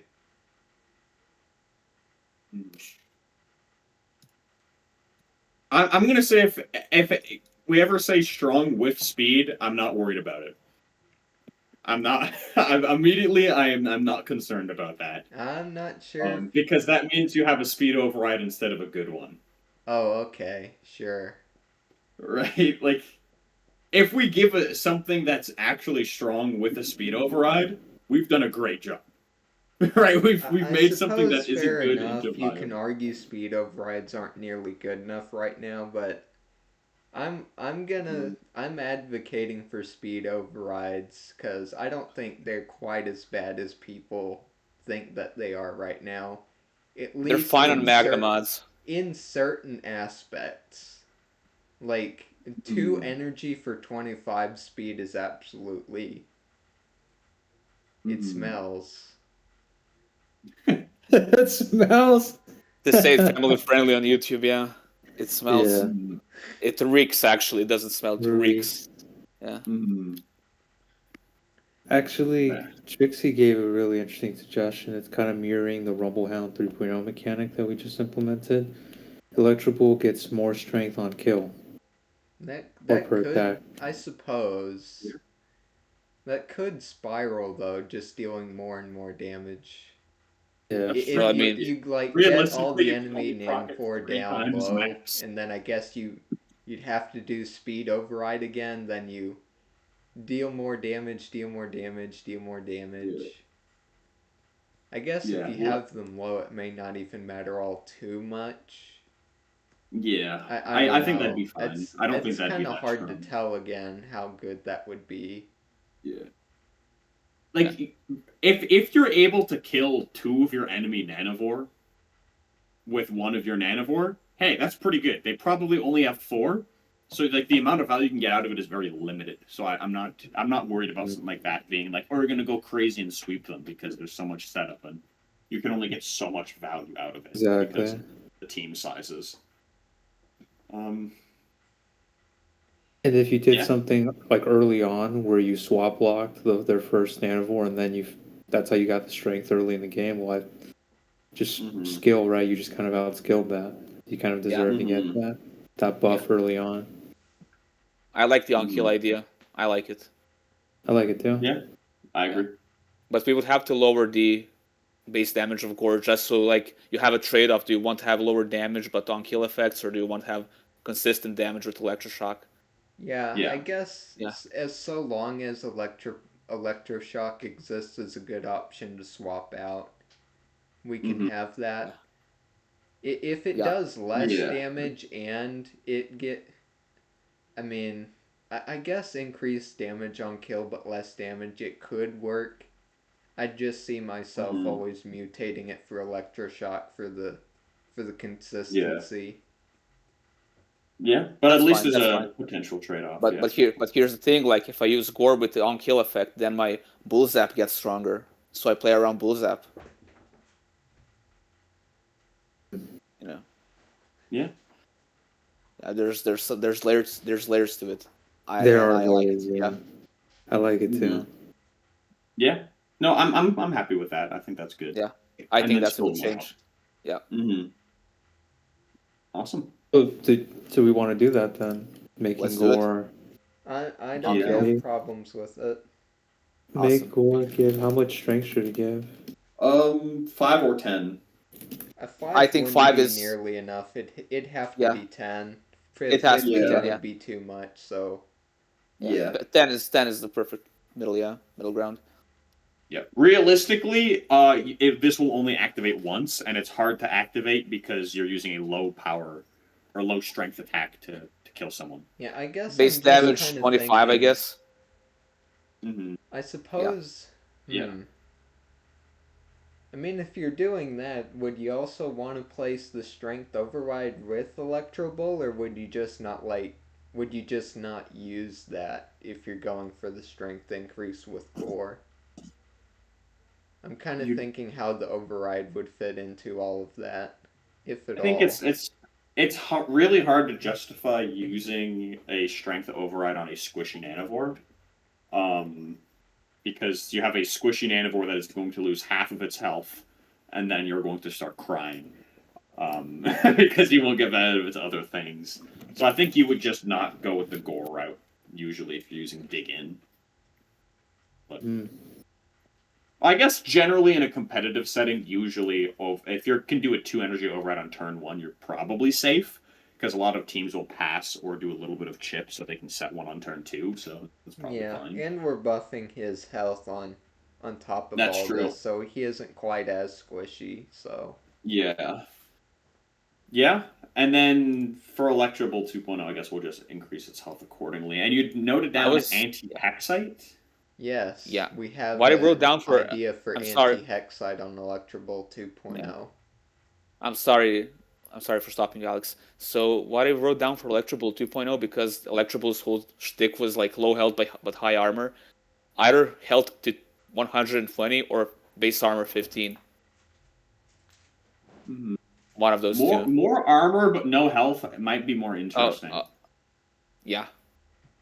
I mean, maybe we could make it the same health as Electrobolt 1.0, at least make it the same But 15 armor, 110 with 15 armor. Yeah, I could see that. Yeah, Not I'm many happy with that as Nanivore well. have 15 armor, so that this would be Yeah, there you go. another And in the this is like, club. yeah, Mm-hmm. I'm down Yeah. for it. I'm down for that. awesome. Mhm. All right. Right, here So I we can go. see with you Anti-hex the site. anti-hex side. Mm-hmm. Okay, here's what I wrote down. Placing Bull Zap is useless as a mutation since Bull Blast exists. So basically they do the same thing. Since in lore Electroballs fought off Hexites, we could turn Bull Blast into a Mag Hunter, but Hexites. And then the player can choose between keeping a Hexite counter move that does 40 damage by default but 60 on Hexites, or swapping out for a reliable Bull Zap on 50 base damage. That's what I wrote first. That was like the first thing I wrote down. Then I had another idea, which I already told Alex and Felnius, which is like if you're against a Hexite and you use Bull Blast, I think it's called, or yeah, Mm-hmm. you're guaranteed to go first against a Hexite. If you use that attack, that's free Ooh, cost attack. that's funny. Yeah, I like that. I like that. I really like that actually. yeah. Because I mean, Ooh. we can do the Mag Hunter thing, but it's kind of boring. We already have that for Yeah, Mag just Hunter. dealing more damage I don't think is the right route to Yeah. go Yeah, with all no, the Exactly, Bull yeah. Blast anti-factions. outspeeding Hexites. I really like that. That's very funny. I Yeah. mean, it works so well, I think, because I mean, you're using it specifically on Hexites. If it was even on Velocitrons going first, I'd be kind of like, okay, whatever, but guaranteed going first against the Hexite, now that's something. Yeah, that's an actual useful effect against that faction. There you go. I like that. I'm super down for that.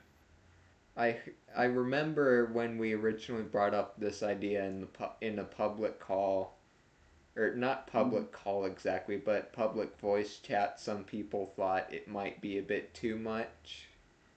I disagree. Maybe, huh? Yeah, I it's not too disagree. much. Like one of the people suggested we give it like a speed boost, but here's the thing: you're still not guaranteed to go first. So what kind of counterplay is that? Yeah. You're guaranteed. Also, not every Yeah, team will have a Hexite. Exactly. Do That's any Might be useful. do any people in the comments of the stream have something to say about this possible Electrobolt 2.0 change? This Definitely the idea. most fun of the Yes. two. I really like that idea. there you go. Action priority sounds interesting. Hey, Trixie's down with it. Down with it. Awesome. Mhm. I like it too because the electrical sees no usage, and so now this is like a nice niche for it. If you're running a full Yeah. Magnamod team, maybe you take an electrical in there instead of the standard typical Magnamod that you would expect to see. And then, like you said, Deethorn, and I think I told Boris last night too. Like you're not guaranteed to face anyone that has a Hexite in their swarm. So if they don't bring any Hexites, then it's kind of Yeah. with tournaments, if you're going into a match and you know your opponent is known for playing Hexites, well, that's just kind of, skill, Yeah, kind I of guess meta. at that point, if they bring in an Electroball and you want to go first, the best option would just be to bring in a fast Velocitron instead. Yeah. Yeah. Mhm. Or do a speed override with your Magnamods if you're bringing Magnamods. So, yeah. Yeah. Awesome. Okay. So Electro Shield, I guess that we're all thinking Electro Shield is fine, or do we want? Yeah. I It's have some- fine. I have an idea for it. I think we bring back the beta version where it does less damage, but it has the hack removal effect that HackSap has. I guess Yeah, that would be again because you can mutate the more generic version from the from 1.0, Electro right? from Basically the Electro yeah, same you thing. can yeah, exactly. Okay. I mean, If you want more damage, you put in Bull Blast. If you don't, if you want more like synergy with Hyper Blade, you leave it as is. uh, I suppose Yeah. so. I suppose that could work, but I'm not real. My only problem with that is that I don't want. I mean, I guess Battle Kraken 3.0 already is kind of this way, and I don't really like that, but I don't like making a Nanivore, like its existence tied to another Nanivore to actually make it useful. So its Yeah. base kit now would be the one energy attack with the red spiky swap block, an armor Yeah, override, which is getting a lot better, and Yeah. essentially a hack zap 2 for hack slash. yeah. Mm. I was even thinking bringing Yeah. back the beta firewall as well. If What's you a beta remember Beta what it firewall? does, firewall. beta firewall. If your Nanowar has 0 armor, it gets 15 armor, or 10, and if it does have armor, it gets 5 armor from the override. That is funny. Oh, Yeah, Uh, I'm not sure about that. I mean, there isn't a way to mutate that back on anymore because you don't have Electropod 2.0 in the line. Mm. Like, Electro why would Shield you? has armor, so let me get this straight. Its Yeah, armor would have to be removed, and then you'd but, have to do the firewall to, like, gain more armor back. well, no. I mean, you can play it supportive with Velocitrons, for example, and you don't jolt in armor for them, Oh, and then your okay. I Velocitrons have extra armor. misunderstood. Yeah, So you place an override that yeah, and brings up Nanivore with 0 armor. exactly. If the Nanvor in your swarm has 0 armor, it gets 10 or 15. But if it has armor, it gets 5. So I it would be guess great that with a works, Velocitron yeah. build. Doesn't Yeah. really make a lot of sense with the lore, though, I suppose. Because I Well, I know it's mean, like it helps out other Nanivore, but that would be helping out the Velocitrons a lot more than the Magnemods, so. well, I I'm mean, not Scarab saying rollers are the super mechanics fast. need to be lore accurate, but I just Yeah, wanted to point that out, I guess. I that's like the fine. idea, though, Yeah, generally.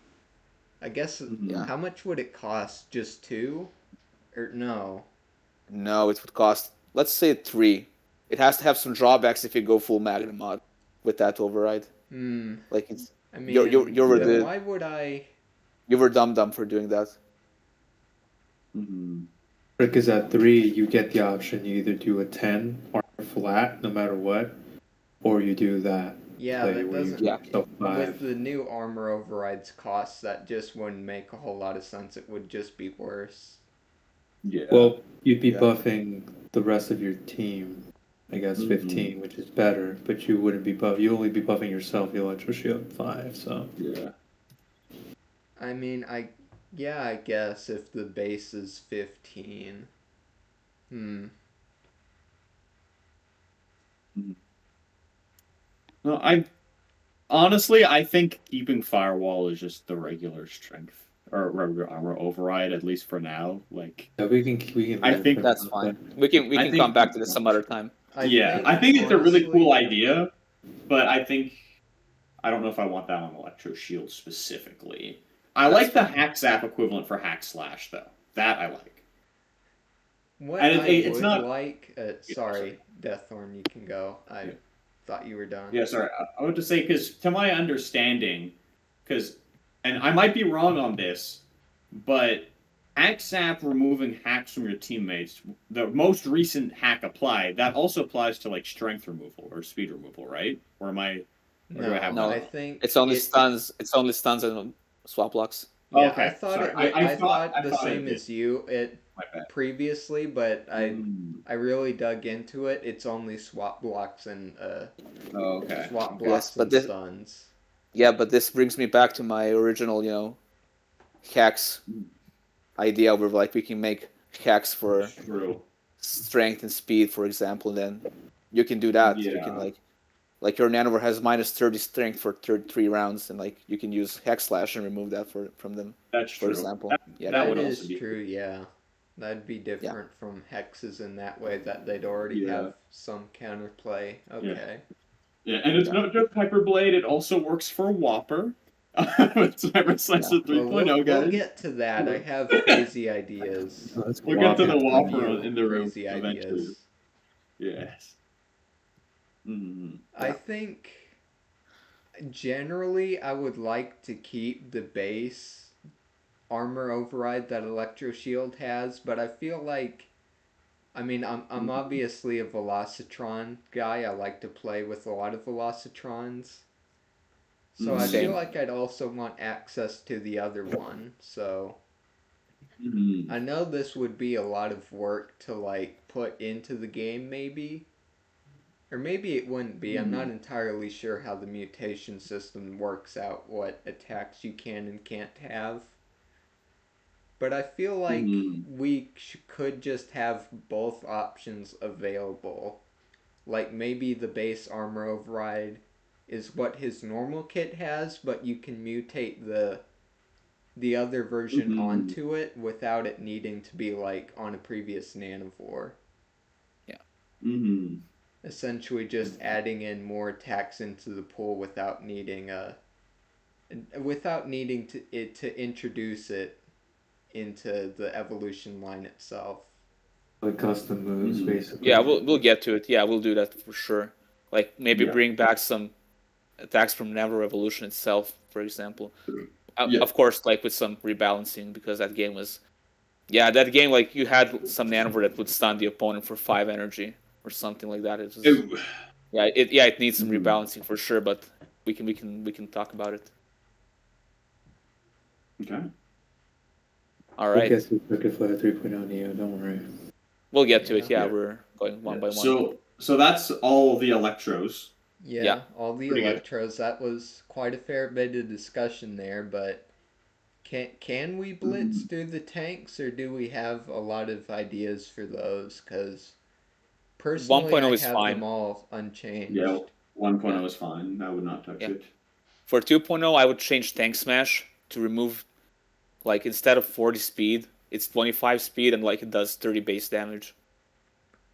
Yep. That would be good. That would be really good. Yeah, that'd be really good. Yeah, There you go. That's basically the Mega Boom. You're a Mega Boom for Tank Walker, right? Pretty much, exactly. Yeah, that'd make it a lot stronger. That would actually, that's really scary. That might be scary. That makes Tank Walker 2.0 really scary. Okay, interesting. I could see that. 25 speed and 30 base damage, right? Yep. 40. For 3 energy. I think it's 40 minus 40. 25, right? I would do 30 for now, but if it's too weak, we can buff it to 40. Yeah. I mean, For if 3 it's energy. only 30 base damage, I don't know at that point. It's a lot weaker than Mega Boom. I mean, But it's less SV too. Gamma Stalker's 3.0's Gamma Zap is 30 base damage for 3, but it also removes 30 speed. But Gamma Stalker 3 has a lot more strength to work with, though. Yeah, that's true. That is true. I do recognize that Tank Walker 2.0 has only 240 swarm value, which is quite a bit less than the other Nanivore that we're talking about, but yeah, I guess it would give it at least a bit more of a niche than what it has right now, where it doesn't really get used at all, so it's something. No, I think that'd be good. I think it could make it I like that change. Everything else flows. It flows with the Tank Walker 1.0 as well, because you can see the tremor minus 25 speed, so it's like, see the progressive. 2.0 does also minus 25 speed, but now it does damage. So I think that flows nicely. Yeah. Are we thinking 3.0. Tank Walker 3.0 is good right now? I'm kind of scared of its spike bonus, maybe being too strong, 84 damage at armor pierce for 2 energy. I'm kind of wary of that, but other than that, I think it's fine. Yeah. I don't think it can be that much of a problem, at least with its over 300 swarm value now. I think it has. Yeah. Yeah, that is true. It's Mhm. not nearly as good as it used to be. That is true. Yeah. It's still good. Don't get me wrong, but like, yeah, it's Yeah. yeah I the think it's swarm. fine. Yeah, the swarm value increase needed to happen anyways. So Yeah. 275 let's. was insane. It was 270. Yeah, Yeah. Was it 270? I thought it was 275. Oh my yeah, gosh. 270. Yeah, it's 270. Yikes. Yeah, Yikes. he had to yep, be yep, stopped. yep. Yeah. Yeah, that's fine. Oh, the other tank striders. And possibly what I would do, I would remove swap block from Atom Smasher and replace it with armor piercing. Maybe. I'm not. Yeah.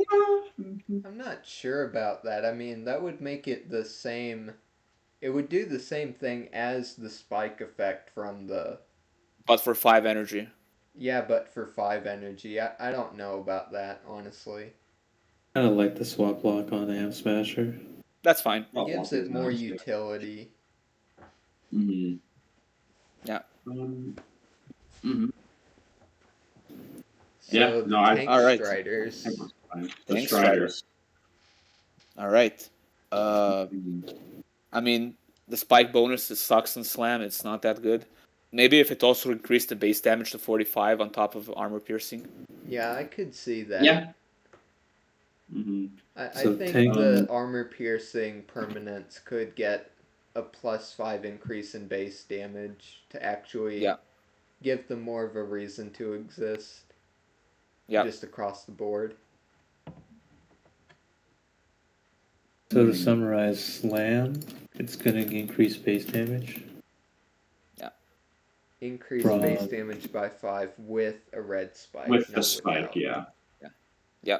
Then base damage increases by 5. So what's that right now currently? 40 should just be So 40. the spike 40, would be 45. 45 armor piercing. 40, Defense is 45. going to get a cost down, which is fine, and then agony is fine. Yeah. Yeah. Honestly, I could see a world where Tank Strider 1.0 costs less swarm value. I could see it being 250 or Yeah, to me 240. too. Especially, I mean, if we change mutations, this won't really be as much of a problem. But right now, you really just can make Tank Strider 2.0 a better Tank Strider 1.0. Yeah, just because you can replace defense Yeah, that with is Slam. true. Yeah. Yeah. Yeah, I think decreasing its cost would be good. I think that's fine. What are we thinking? Are we thinking 245, 240, 250? What? I mean, What are we- 245 is probably the lowest I would go. I don't think it needs that much of a decrease if we are going to Yeah. decrease its cost. Yeah, no, I agree with that. I think 245 That's is a good, That's fine. comfortable place. Yeah. Yeah. I still don't think it would be super good at that point, but I think it definitely gives you more of a reason to use it. Yeah. It at least changes it so that Tank Strider 1.0 and 2.0 don't cost the same exact SV. And so Yeah. it's like you save it's not much, but you save Yeah. 10 SV, and you might be able Exactly. to reallocate that. Honestly, 10 SV is relevant. 5 It is not is. super relevant, but 10 is relevant. Like, Yep. Yep. there are a lot of teams, Especially or a lot of the swarms two, that will hit the 1,000. So at 10 extra gives you a lot. Sorry, go ahead. the 255 to 245 brings it into that. I don't know exactly what to call it, but it brings it from sort of costing a little bit extra to costing giving you a little bit more wiggle room. Because if you're bringing Yeah. 4 nanivore, the average cost is going to be 250. So you Yeah. go from having a slight deficit to having a slight gap that it gives you. Yeah. Basically, I don't know how else to word it. No, you're right. Certain players, like I know you, D-Thorn, you squeeze out every last bit of SV when it Yep. comes to team building. So that 5-10 definitely. And Trixie's even saying here in the chat, yeah, it does. 10 SV really does make a does. difference. So The swarm I've been using for the tournament is exactly 1,000. I could not budget if I wanted to. the team would be better if I had a Thunderpool instead of Electropod, but I don't have the SV to spare.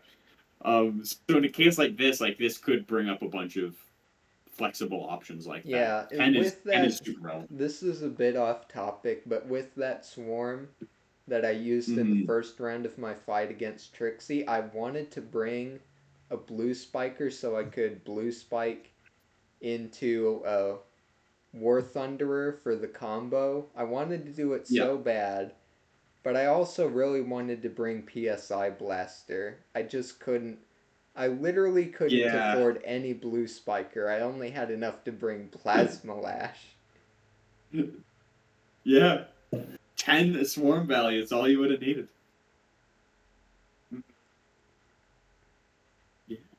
Okay. Yeah, I think we're all good there then. Yeah. Y'all better not Strider touch the 1.0 tank is Strider going to 2.0. get a lot better after this patch.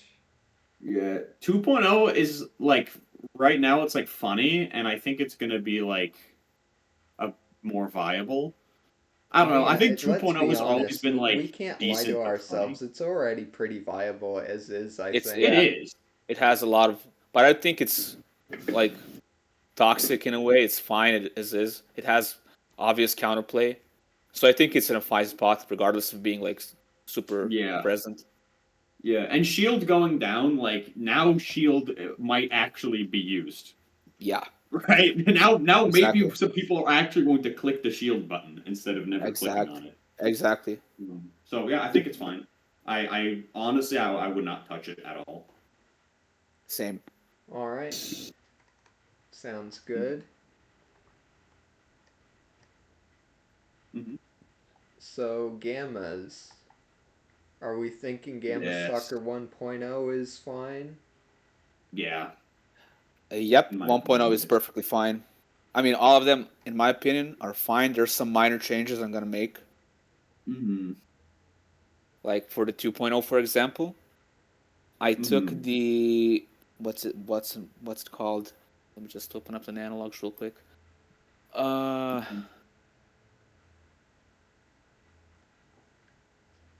I was thinking we can move the red spike bonus from face fang to jump jab. Oh, so have the swap block on the less costly attack then. Yeah, so you can combo it into a 3-cost attack, because if it's a face fang, then you're left with 2 energy and it's just like a generic swap block. I think it's boring. But like if you can combo it into a 3-cost attack, I think that's fun.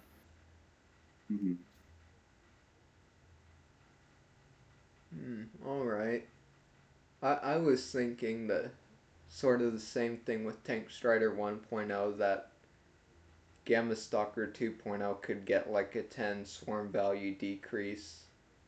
Because I just don't think that right now it's really able to compete with the other Nanivore in the 275 range. Like that's really competitive for it. Yeah. I mean, with the mutations that you can put on Gamma Stalker 3.0, definitely not. I think it can get to decrease. I agree. Yeah. It can get decreased. I agree with this. Yeah. Okay. Gamma Stalker 2.0. SV is going to go from 275 to 265, and then Trixie on the 6 energy for 15 armor. That'll be part of the armor work that we do, so it'll cost 4 energy. Yeah. Instead of 6. 265 and 6. Yeah, because all armor's going down. Yep, all armor, right, it's going to go down. Yep. So Gamma Stalker 3.0. What are we thinking on that, if anything? Spitfire base damage to 40. Spin up is fine as is. And Gamma Zap I think is also fine as is. Do we need to change Spitfire? Because if you increase it to 40, it's just arguably a better jump jab. Well, I guess then you have the argument that you can use... No, I don't know. Like, it just jump jab with a red spike upside. I mean, nobody's using the red spike upside, so... That's true. Technically, the red spike upside could be seen as a downside, because if I have a red spike team, I don't want to set a speed override. Yeah. So and I was thinking, because I had an incident during my tournament match where I accidentally used like a yellow spike on Gorgon Gaze. So I was thinking maybe this can happen as well for like Yes. Spitfire, where you accidentally use Spitfire because you don't have energy for Gamma Zap or Jump Jab, and use Spitfire, and oh Yeah. no, my red spike went into nowhere. So you can just Yeah. mutate it off. Yeah, no, I'm fine with Spitfire being 40 base power. Yeah. So we're all in agreement that Spitfire Yeah. for Gamma Yeah. Stalker 3.0 goes from 35 to 40. Yeah, no, Gamma Stalker 3.0 is really good. It's always been one Yeah. of the best Nanowar. I agree with you, Trixie. Like that's I'm still like very scared of that zip zap. I'm leaving it. We're just gonna see how it goes. Yeah, We don't have enough data to see how broken it is. It scares me, but It's we'll very scary, sit on it. but you can never know when something may be super powerful now, but what happens when everything around it's getting buffed? Yeah. Mm-hmm. If you're no Nanivore with that thing, that Gamma Stalker 3.0, it scares me. It scares me. Yeah. Mm-hmm. Gamma Fury 1.0. Yeah. Can you scroll down a little bit? So this is where it cuts off on us for your thing, for the Gamma Fury. I mean, I don't know if I have... Yeah, I don't have... Well, we'll get to that. Anyway... Gamma Fury 1.0. Do we think that's fine as is, or do we want to change it? Fine as is, in my opinion. I'm good with it too. I think fine as is. There's an argument to be made for it to be 265 instead of 270, but generally probably not necessary. I think Thunder Flash benefits greatly from jolts being a thing. Absolutely. So, Yeah. I think it kind of helps out there, so probably doesn't need anything. Mm-hmm. Okay, Gamma Fury 2.0. I think Metallica is the elephant in the room here. We probably want to finally change it to something that does something. So absolutely. My personal idea is I didn't write down specifics here because I didn't know exactly what stat that I wanted to do. But I think based on Metallica's animation, I think it should increase Gamma Fury's stats by using it. Sort of like how Meditate works right now, but... Yeah. Yeah? Yeah, we agree. We agree, Trixie. It sucks. In my notes, I have Metallica, pretty much like Tank Smash, kind of, where it either does like 40 base damage, or it's like 35 base damage, armor piercing, and minus 25 speed. I think I'd personally like going the self-buffing route instead of another. Yeah, it's more unique. It's more unique. I agree. Attack. What if Metallica made the opponent lose 50 speed and you gained 50 speed? Oh gosh. That might be a bit too much. Honestly, probably not broken, but very funny. Yeah, that would be very funny. Mm-hmm. That'd be the only way to keep its cost the same. Because, like, at 4 energy, I don't even know, like, what kind of buff that I'd do for that cost. That wouldn't be insane.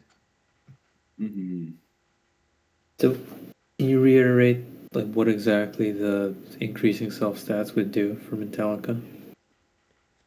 I haven't got specifics written down here, so... Maybe some combination of, like, strength and speed instead of doing one or either. Yeah, but you have to take into consideration that you're taking a hit for that round, so it has to be good. Yeah. Otherwise, it's still useless. Like Meditate, almost. Yeah, Meditate didn't turn out good. I think it's strong when you're abusing 0 strength on your opponent, but otherwise, it's not a good move. Mm-hmm. So I think Meditate needs another pass on like how it works. Mm-hmm. Mm-hmm. Yes. Also, I will need to head out here in a moment. This is something that I've mentioned before the stream started for the people watching, time zones and whatnot. But All good. if someone could send me the list of balance changes just so I can give more comments based off of some of my thoughts on things. Once you're done with this, obviously, I would appreciate that. But Of Yeah, I course. think, yeah, Bell, you're creating a more comprehensive list of Yep. everything right now. I got Yeah. everything. It's actually in the Google Drive right now under the strategy folder, but I'll send Yeah. a link once this is. Yeah, and Sounds when the stream is done, we can also timestamp everything, so people can look Yeah. into what they want to listen to. Yeah. perfect, excellent. Because there are other Nanivore that I have opinions on. I won't get into it now because I'm going to have to head out. But for example, Spike Hornet 2.0, 295 is crazy. Agreed. 295 storm value is in. Yeah, This thing could be agreed. 260 and it still wouldn't be Yeah, good. I have notes. Agree. I have quite a few notes, so Yeah. good for gambling. But yes. Anyways, thank you for having me here for a moment here. Hopefully the rest Thank of the you. stream goes well. Yeah, And thanks for Thank joining you for us. being here. Theodore. Yeah. see you later. Thank you for being Thank here. you. Yeah. See you, Have a everyone. good one. See ya. Usual. Have a good night, Theodore. Bye-bye. All right. I'm guessing we're done with Gamma Fury. We have a general idea of self-buffing, but we don't know what it is yet. yeah, because Yeah. even if All right. you want to do strength and speed, you're spending a round for it, so Yeah. I guess we'll have to see what your thoughts are for a meditate too. Maybe we can base it sort of off of how strong that will be. Yeah, sure. All right. So, does your list have phase tank next or plasma lash? We're skipping Mega Scorpions. Oh, sorry, Mega Scorpions here. I mean- yeah. 1.0 is fine. 2.0, I was thinking similar what we did with Jump Jab. The red spike bonus goes on to Dazzle instead of Mega Blast. Yeah, I suppose that could work. Yeah. Awesome. And Mm. Acid Sting, maybe bring back the beta one. On kill gain back 3 energy, so the attacks can be used more reliably. On kill, of course. On Okay, on so, kill. On Yeah, kill, on gain kill. back the energy. No, That you don't sounds get back really all of the strong. energy. Not all of it, only 3. It costs 4 energy, but you get back 3 on kill. Well, Okay. Oh, okay. you still gain 2 energy per round, right? So wouldn't that leave you at like 5 all the time, or It whenever would, you get a in kill, turn. you'd always have Yeah, 5? but I was thinking like 3 in general, so +1 on kill. What's So it's- okay? That's a bit yeah. different. So you actually Yeah, just yeah. gain 1 back on kill then. Yeah, I mean, I was talking in general. You get like 3 energy. Yeah. Oh. Yeah. Yeah. Okay, so Mega Blast loses the red spike swap lock bonus. It goes on to Dazzle. Dazzle fires that bonus. Yeah. And then you're saying we're gonna leverage that on kill mechanic for Acid Sting. So if you get a splat with Acid Sting, you get back 1 energy. So then the following turn, once you regenerate the 2, you're at 3. Yeah. Just gaining back 1 energy doesn't sound. It sounds good. Sounds good enough. Yeah. Not too Yeah. good, not too bad. Because if it was 2, then you could just spam Acid You Sting, can which just would be spam bad. Acid Sting. Yeah. Yeah, exactly. Gives back 1 yen on, and then the on splat specific like requirement. I think basically like the score we were talking about earlier, you have to set up for that. So Yeah. I think that's fine. Okay, so who's next on your list here? Base tank. Okay, you do have phase tank next, so Yep. I guess atomic spit. Atomic Spit turns into a 2-cost attack that ignores armor. Either that or 35 base damage that ignores armor. Or no, it's 40 or 45, right? No. It's 3 energy for 40 armor piercing, but it's 2 energy for 30 or 35. Yeah, that's fine. because right now it just sucks. It's literally an instant mutation off into an icy psi. Yeah, I don't think anyone is using atomic spit. So you're saying atomic spit? Do we want to keep the cost the same or lower it? I guess Lower it to basically. lower it to 2 energy. So it's a side grade. You either choose icy psi for more damage but no armor piercing, or you go for atomic spit that ignores armor, but does less damage on base. Yeah, I And the guess base. we'd probably want to keep the base damage at 30 then. Because if you just keep on using that and don't like Cosmic Crush, it's coming off of a 140 strength value. Yeah, So if it's like 135, that's like quite a bit over usual for armor piercing. that is true.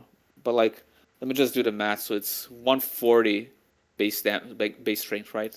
Yeah, 140. 140. Okay, 0.3 times 140. It's 42 damage. So 42 against. How much does icy psi do? Let me just do the math. 0.4. 56. Okay, and if I jolt it up, then it's 0.4.55. 62 damage, and if it's for atomic spit, that's 155 times 0.3. Yeah, it's 47 damage. 47 against 62. So 15 Okay. damage difference. Yeah. That's why I was thinking maybe we can buff it up to 35 because it's a huge difference, honestly. Like icy psi still comes off as like the better pick. I'd be okay with buffing it up to 35, Alex. Yeah, because if it's 35, then it's 155. Okay. It's 50, I can agree 54 with that damage. then. Yeah, it's 54 damage armor piercing if it's 35 base. Because you need the 15 armor to offset that, and then now 15 armor is actually going to be attainable with the 4 energy cost. So I feel like that's fair. Yeah. And then, like Jesse was saying earlier, gaining 1 energy also stops the hex site. Yeah, so acid stain. Good. And then I think also this is like kind of another random off topic, but like the atomic spit, the fact that it's like acid kind of like melts through the armor. So I think the armor piercing makes sense there. Yeah.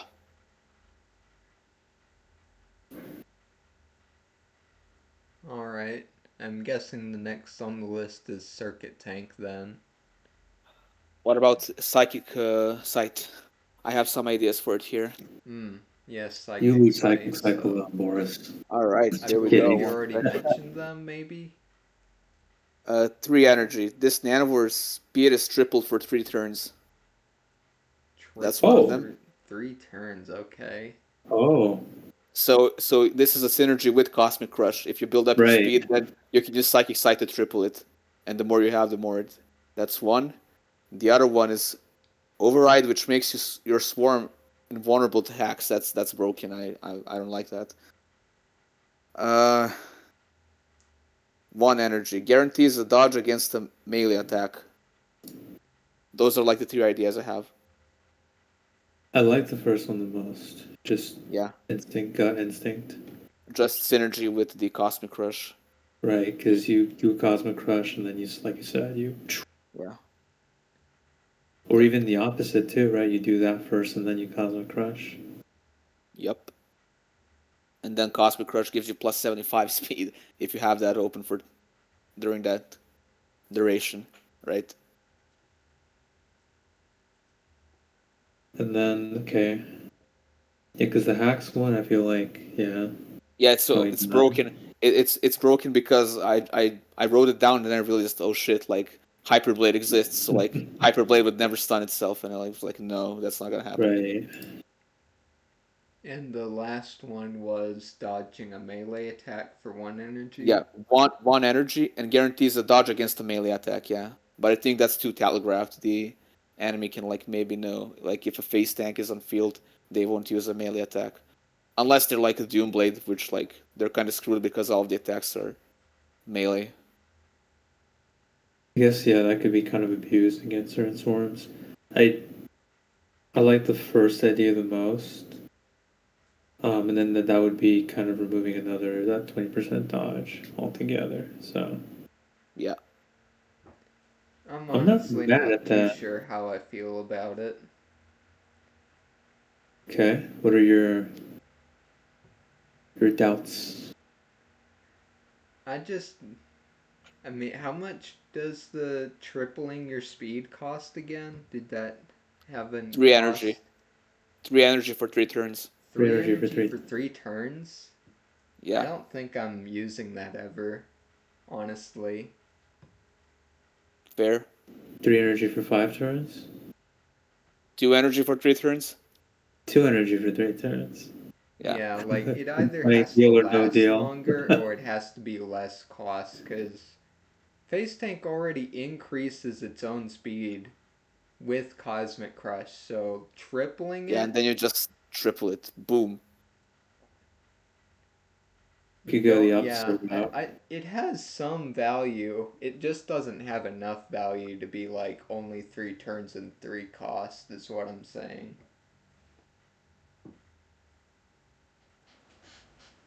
Right. Yeah, I can see that.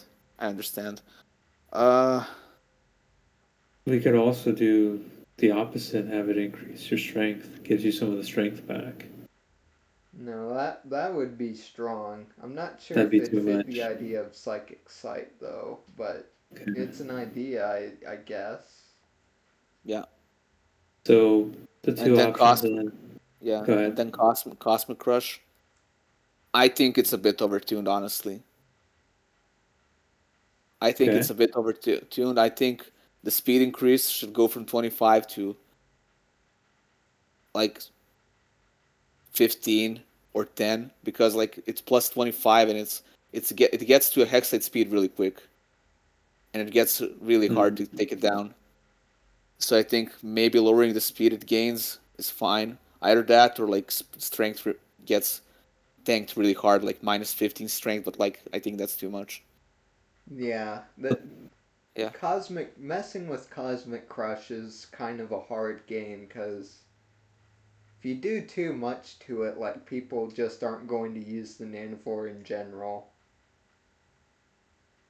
And then the speed element too, it's still kind of RNG, right? Like even if you're gaining 25 speed, might not necessarily be that. The more you use Cosmic Crush, the worse that plus 25 speed gets, right?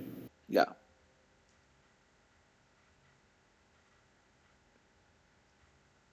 I would be hesitant to touch Cosmic Crush, but I am open to changing Psychic Sight. Yeah. Psychic Sight I think can become something way more fun. But Cosmic Crush, I don't know, I just feel like it is a bit overtuned in my opinion. A bit. Not too much, but a bit. Okay. I can't say the same in my personal opinion. Like, it does a number of things, but like, is energy drain an overtuned attack because it increases your strength, is armor piercing, and drains enemy energy? I don't really think so. It's basically the same or more complexity than Cosmic Crush, so I don't know if it's necessarily overtuned. Hmm. I don't know, but like energy drain does very little to no damage, and I don't know, it doesn't increase speed to that extent where like a Magnamod can like go first against a Hexite because like it used Cosmic Crush once. Mm.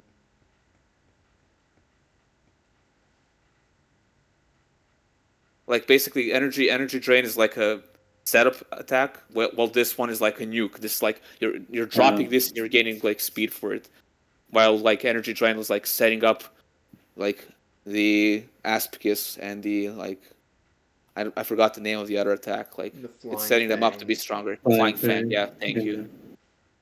Well, that's the thing. It's because you're using Phase Tank as kind of the nuke. That's like kind of the Cosmic Crush is kind of the centerpiece. If we make that weaker or worse, I might be open to like maybe lowering it to plus 20 speed, but I feel like if you do plus 15 speed at that point, the trade-off of losing the strength, I feel like is too Like, much for if just we were to plus 15 change speed. Cosmic Crush, no, that wouldn't even really work all that great. Cause like the idea that came into my head is, what if we decrease its base damage by 10, but also remove the strength decrease per use. But I'm not really sure if anybody would Okay. like that all that much.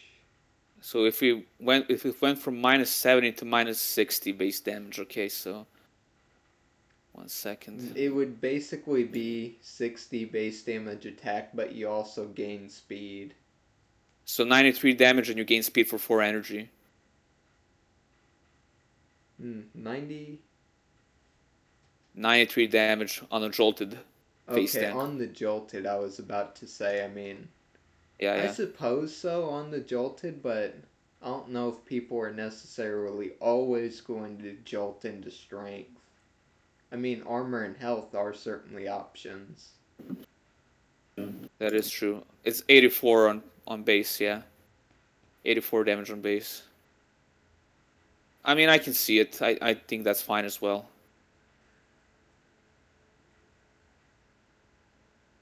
I'm not Okay, sure if so- we want to make a definitive decision right now, Yeah, considering maybe Yeah, not. definitely not. Yeah, definitely not. Let's Yeah. let's So sit it we're out. the only thing that we've decided then for phase tank is atomic spit, correct? Yeah. Okay. I mean, I one think we energy. should revisit the You rest. can see speed order for 3 turns. The issue is that it's randomized. You cannot really see that. That's the thing. Yeah, you wouldn't It know the speed order until the turn actually happens. starts. Yeah. So that's kind of impossible currently, unfortunately. Yeah, that would Unless be really complicated mechanic to like actually try and use, I suppose. we I'm could do not something sure just at the like I moment said, how where I'd utilize something like that. we could have it make you guarantee to go first for 3 turns, but yeah, we can table that for now. Yeah. Let's sit on this for now. We can discuss face tank stuff later down the line. You're trying to nerf me, Boris, because you're mad about that tournament Oh. match. It's not I'm just because of joking. that, dude. Come on. I'm just joking. No, Alright. but Okay. I suppose since we're done with Phase Tank finally, are we having thoughts on changing Circuit Tank? I think Circuit Tank is fine as is. It's one of the better balanced than Hanover from the OBG. I would like to agree. There's just parts of me that feels like it's just an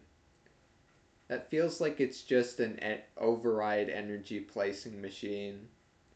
I feel like every time I try to use flamethrower or whatever the other move is called, I can't remember. I just feel Jump like I shot. don't get enough value from its actual attacks. Like would rather just be doing something else. I don't know, I found some use from it. From Circuit Tank. I have a swarm I can use with Circuit Tank. And I do think it's balanced. I think it's kind of reliable, yeah. It fills its niche pretty well because it's Yeah. the only Magnemod Nanivore that can set up that energy override, and so that I feel like that should be the primary use case. But I don't mean, I feel like guess- Flamethrower is useless. I feel like it's solid in the right. Yeah. I guess the only issue is that if you're using it as if you want to use it as someone who places the spike and then uses the attacks, you're gonna take a hit, and this standover is fairly squishy. It's not that tanky, so taking an attack while placing big power up is very substantial. That's kind of the only issue I can see with it. Other than that, I think it's perfectly fine. Yeah, I guess that is the only real issue with it. You can't really take your time to try and get it more powerful unless you have a very specific circumstance where you can use the armor piercing attack to go first and get the kills in order to Yeah. increase your stats safely. I mean, I use it with Hyper Ripper 3.0, I like use Hyper Ripper, place Torch, swap block the enemy, then like lower them enough so I can drop shot them. And then do that multiple times, and then I have enough energy for Flamethrower. Just for the last Nanova in the enemy team. That's kind of the strategy I found with Circuit Tank. I guess that works, but Yeah. would you transition using the red spike to swap block into the energy override, or are you not even using the energy in that swarm? I'm using the energy override because you don't need this red spike for Hyper Ripper 3.0. Oh, You just need okay. 3 I energy. thought you were Yeah. saying something about red spike. No. You place the energy override instantly, and then you go into Torch with Hyper Ripper 3.0. Then I'm pretty sure I use Psy Blaster 1.0 to generate that 1 energy, just so I can have Flamethrower in the end, like when I build up enough strength with Circuit Tank. Alright. Yeah. And Circuit Like I Tank's said, Circuit Tank unchanged is then, good. so... Make it rare and harder to get, says Rod Mango. What was that? Fair enough. I mean, Yeah. okay. All right then. I mean, level up requirement is level 99 then. Circuit Tank coming tomorrow. Yeah. I think Circuit Tank is good where it's at for now. Yeah, I'm fine with it. It's not offensively weak. It's not offensively strong. It's in a fine spot. I think we can leave it as is. Perfectly balanced, as all things should be. Yeah, exactly. Yeah, let's go for it. All right. Do we have any changes for the plasma lashes? Or are all the plasma lashes good? The GOAT 1.0. The GOAT 1.0 is almost first on the leaderboards for victories. Wait, really? I'm just gonna say that. Yeah. You might have to get an updated graphic on that. It has to beat Braun. Has to be Braun. Let's see how far away you are. Oh wow, yeah, you're about 54 wins away from Braun. Yeah. Oh wow, there's like new faces in the top 5. Yeah, you got Tank Strider, Roadrunner, Circuit Breaker, Brains is down to 6. Yeah. But anyways. anyways, For Plasma Lashes, I think they're generally fine. I would maybe bring some changes to the 2.0 just for mutation's sake, because it has Electrolyte and Head Whip. Let me see if I wrote there anything down. 1 second. Yeah, I'm just not sure. I mean, I suppose, but I'm not sure what I would do for new attacks. Same. I don't know what I would do specifically, but I think we can do it just for the sake of like diversity. So like they're not the same Nanivore, but like it's the same Nanivore plus a Zeus Zap. But instead, like you have a completely new kit that you can like mutate, like you can play around with it. Yeah, I guess the only problem that I have with changing, or if we do go forward with changing a lot of Nanivore attacks just so that they're different from their previous iterations, is that you kind of have to pay a lot of money to mutate things. So it's just like, okay, well, I want to get its base kit back. Well, you'll if you have want to do pay that, yeah, $1,500 nano cash for that now. dollars. No, give me the dollars, dude. I can do it for you. Just give me the dollars. But I mean, if we make the kit good enough, if we make it interesting enough, do you really want to go back to the original one? I mean, yeah, maybe. yeah. You kind of gotta accept that at a certain point. That yes, we want people to use the kits that exist, but I mean, you can't exactly expect people to just like not want to do the other thing instead. No, of course, yeah, I agree. I mean, everyone has different tastes, but still, I don't know. I don't know. It's not just a mutations thing. I think we can just generally make some kits more interesting, because look at the Circuit Flyer family. They have like you have Power Surge through all 3 of them for no reason. Yeah. For example, like that's boring. I think like some of them can have some more interesting stuff, specifically the 3.0, but yeah, we'll get talk about we'll 3.0. get to it. Yeah. So I guess that's all for the Plasma Lashes then. Yeah, Do we have plasma Yeah, locusts? Ideas let me for take a plasma look. locust? I Let me really take a look. like Plasma Locust 1.0 where it's at right now. And I like Plasma Yeah, Locust 2.0 where it's at. And I I don't was have any complaints about 3.0. Go ahead, Boris. okay. What I wrote down for the 1.0. This Nanivore sucks, lol. We can make it a glass cannon like we did with Blaze Dragon and Doom Blades, but I would gravitate more towards making it a bit more supportive. So I think we could make it so that Arc Blast also removes strength. Plasma Plasma Blast is not that oppressive in my opinion, but I'll Oh, keep an really? eye on it. Okay. Yeah, Headbutt is just a head whip with another name, so it's whatever. Yeah. Yeah, I was thinking more so because I thought Plasma Blast is pretty solid because you get to Plasma keep Blast. the yellow spike, Yeah, right? Plasma Blast is very good, but Arc Blast sucks. It's just a very weak attack for 4 energy. Probably too. Well, it is 225 swarm value though. Hmm, I mean, 225 really, that's low cost. that is true, So but I don't if It's we know. make kind of Arc in a Blast weird stronger, cost area to where, like, it's not alpha We're nanivore cost, but it's not enough to where, like, you can justify giving it a super significant amount of power. yeah. I mean, like, I just compare Arc Blast to Tank Core, and like Arc Blast does 57 damage for 4 energy, and then you have Tank Walker 1.0, which does 53 damage for 3 energy, and then it just irks me the wrong way, especially because Tank Walker is 60 swarm value cheaper. Yeah, I think that's fair. Yeah. we could go two ways then. Probably decrease Arc Blast from 4 to 3 or increase the base damage. What are you thinking, Boris? Or do you have another idea? I think we can maybe go the route of like decreasing the cost for to 3 maybe. Let me think if that's a good idea. Yeah, because then it's 57 for 3.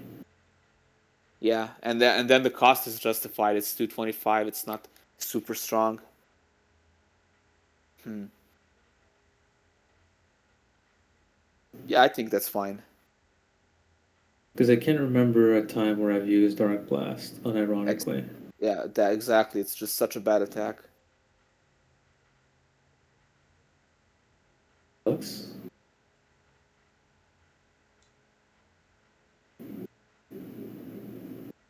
What are we thinking, Alex?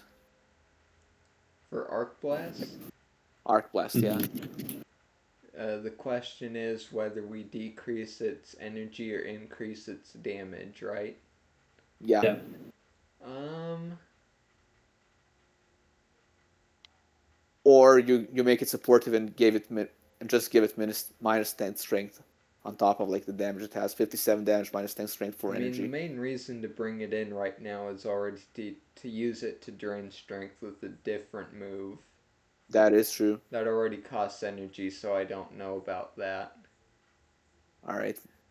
I don't know if there's a way to make it super viable, but I guess if I were to say what Maybe I would do, I'd probably increase its base damage by 10 or something like that. either that. Or maybe make it armor piercing, and then it's 57 armor piercing for 4 energy.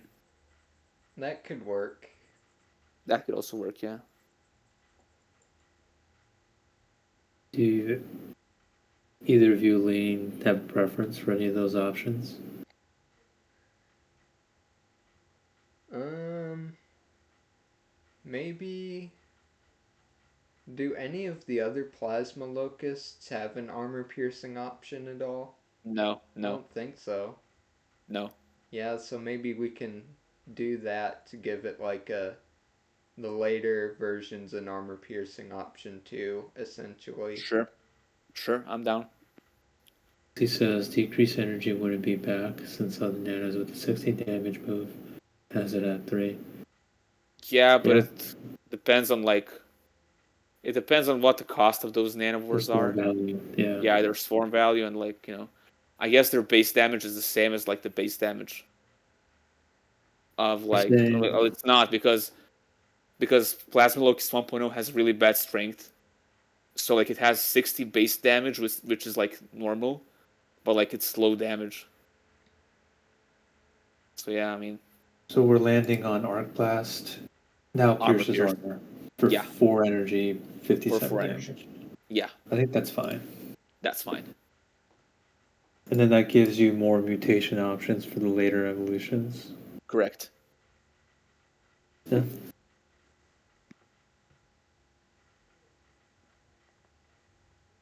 Okay. So we're probably good on Plasma Locust 2.0. Sounds like we all like that Nanophore as it is, basically. It's pretty like basic, but that's fine. Not everything has to be complex. I'm fine with it. Yeah. We can have some basic Nanowar, especially if we're going to include it in the starter pack. This one can be Yeah. basic. Exactly. I agree. So Plasma Locust 3.0. Do we have any thoughts on that one?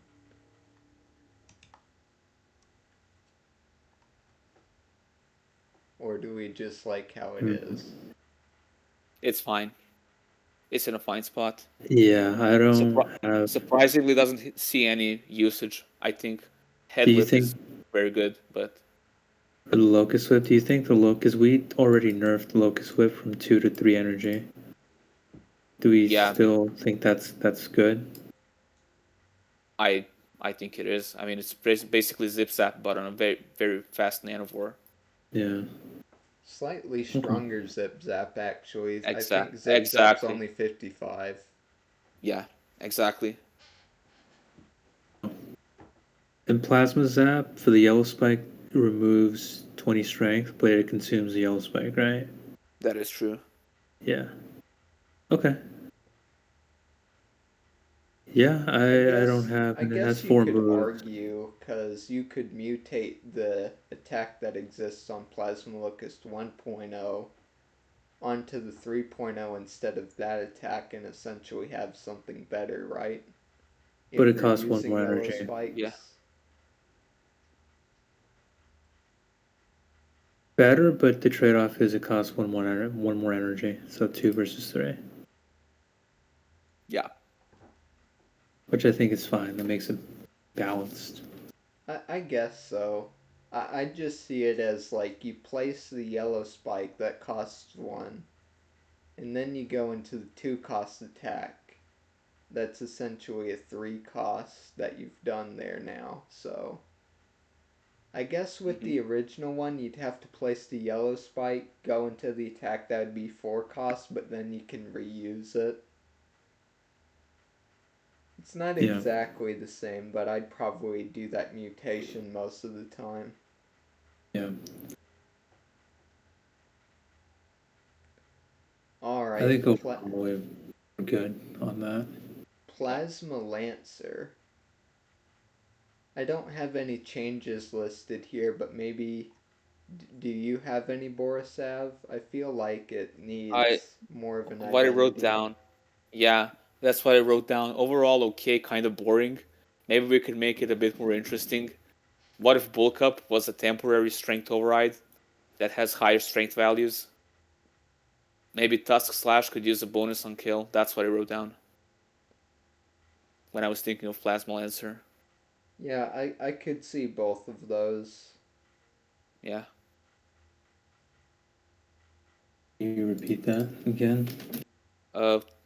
Bulk Up, instead of being an override, it's a temporary strength override. So it lasts a few rounds, but it has higher strength values. So like let's say like 40 strength, but it lasts 3 rounds. But just for example. Okay. Say 40 And then strength. and then Tusk Slash could use a bonus on kill, for example.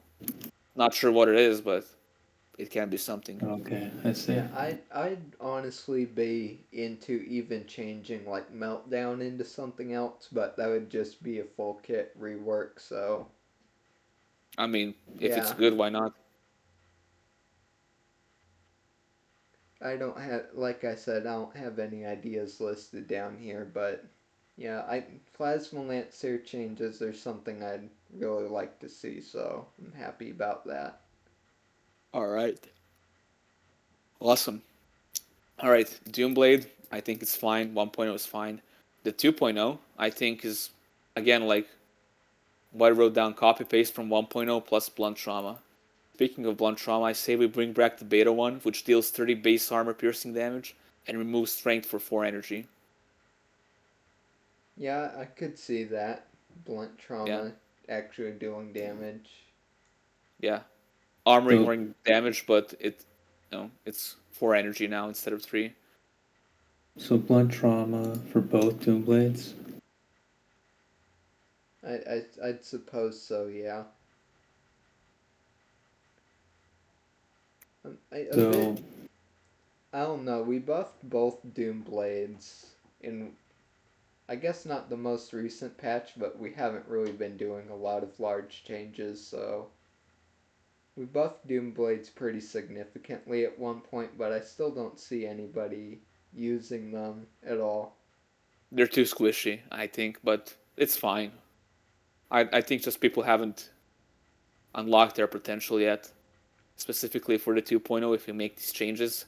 Here's what I was thinking for 2.0. To make mutations a bit more interesting, we could completely change the kit. Berserk could go to 2 energy and 45 base damage for the 2.0, and Blade Strike could go on 70 base damage but 30 recoil. So essentially to have it kind of ramp up over time, or Yeah, throughout the 1.0 is line, you mean? yeah, 1.0 is 10 recoil, 2.0 is 30, and 3.0 is 50. About that. I'm not sure. Because on the 1.0, I don't know if exchanging 10 health for that much damage is really worth it. Minus 30 health for 70 base damage. Maybe that would be worth it. There you But go. as it is right now, this may be a very controversial take. I'm not sure if we're done talking about the other Doom Blades, but Sure. I don't know if Guillotine's really worth losing 50 health. I'd personally lower it to 40. Thoughts? Hmm. the health is punishing. It is, yeah, guillotine is definitely punishing. Like, as For it is right now, 255. you can, like, Doomblade 3.0, guaranteed to die in, like, 2 turns if you're using Guillotine. Cannot survive any longer than that. That is true, but That's kind it's of so. Go but ahead, then Boris. it guarantees to low an enemy nanivore for 3 energy, which is again like, yeah. And this War Veil is I only mean, I 255. yeah, I can see it being lowered from 50 to 40, but The only I, I instance would I would still be cautious.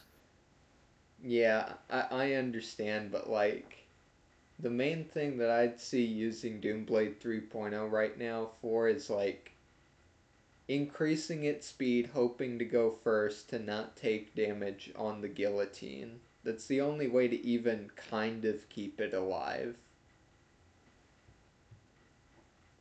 I don't know. I basically when I use the 3.0, I just use Doomzerk until I see it's low enough that I can just use the guillotine. It doesn't even matter. I'm just gonna die in the next Yeah, round. the So thing is, though, is that if they know the guillotine is coming out, they can just try and have somebody on the field that just it's dies low. to Yeah, it that's already on kind of low yeah, health. Like, yeah. they can control the situation.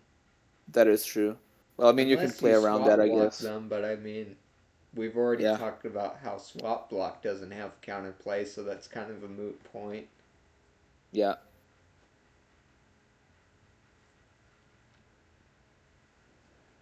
That's my only thought for the Doomblade Mm. 3.0. I thought That's it just valid. needed a little bit less recoil. That's valid. I mean, we can. I mean, again, the Doomblade doesn't have a lot of play. I don't think I've seen anyone play it in the tournament. Yeah, But it's kind of I think, yeah, if it so. comes up ever, we can see how strong it is. I think it's fine. I think lowering the recoil again wouldn't be that much of a buff. It's like it's not that strong, but yeah, I mean, we can think about it. I'd want to see first if we make that blunt trauma change. I'd want to see how that impacts the Doom blades first Oh yeah, before for sure, changing the recoil. for So sure. is that the what we agreed on? The blunt trauma rework? Yeah, Yep. I suppose. I'd have to think about when I'd actually use it, because I'm sure it has its uses, but at 4 cost, I mean, you're gonna have to really find a good situation for it, because 4 cost isn't nothing. That's really big. No, that is true. But like that's 20 strength and damage that the armor pierces. How I much don't is the know. base damage for that for 4 energy? Uh, I think I wrote down 40. No, it's not 45. It's 30 base damage armor piercing. So if it's a 2.0, let me see if it's a 2.0. How much that should be 33, right? Yeah, it's 33. 33 armor piercing damage Okay. and minus 20 strength. I mean, maybe it's overpriced, but I think having minus 20 strength at like 3 energy is It too does strong. damage, yeah. Yeah, if The it does fact that damage on the top of it, damage, yeah. I think, is I Yeah. mean, if it's overcosted, I mean, it's not more overcosted than what it is right now, so. exactly. Because for plus, it's 1 energy for 30 base armor piercing damage, which I feel like is balanced, right? Yeah.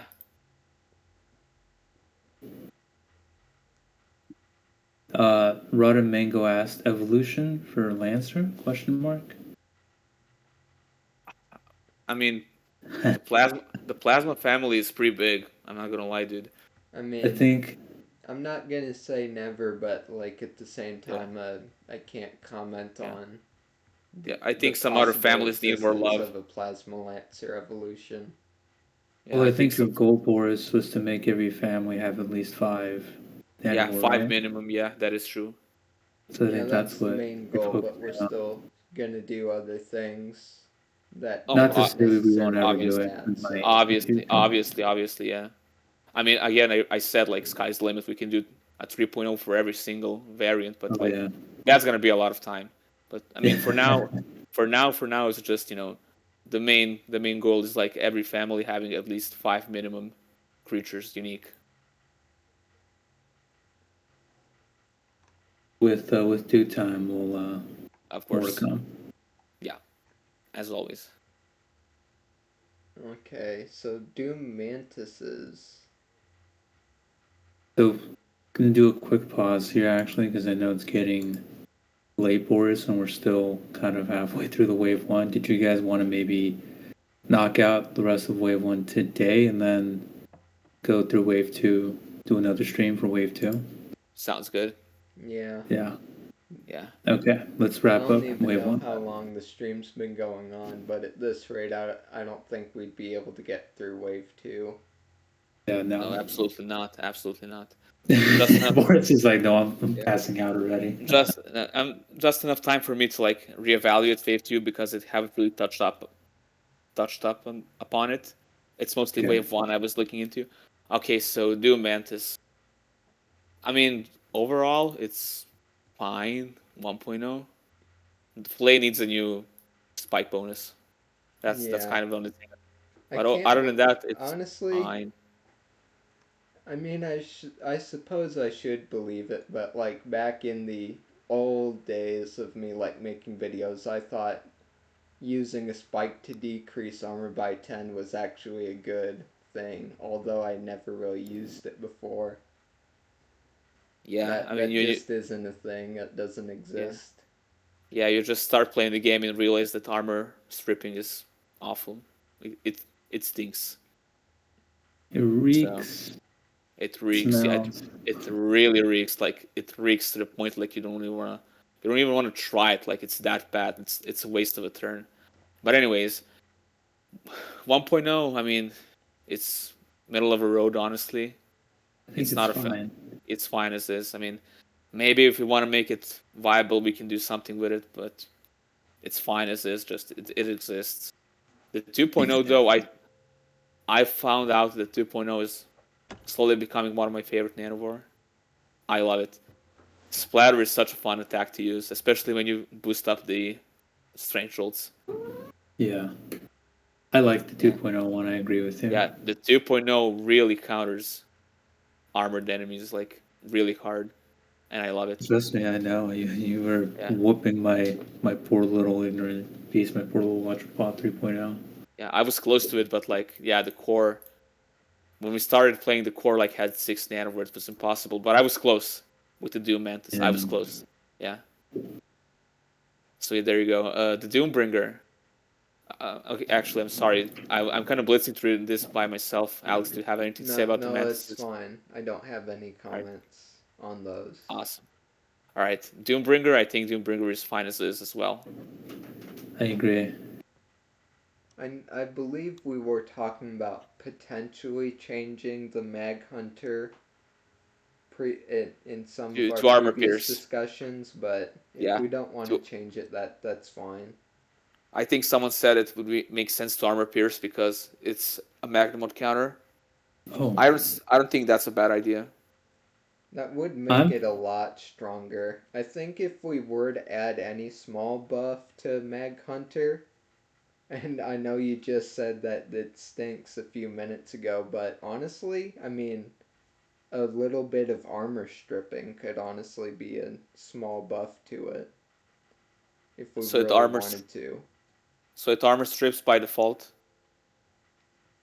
I mean, it could armor strip by default or only when Magnamods. It doesn't really matter, I guess. Yeah. I mean, if you're attacking hex sites and they have armor, it kind of does. But again, armor stripping is kind of irrelevant because it's such a low number, like in the grand scheme of things. But yeah, I mean, we can do it. I think we can do it. It's fine.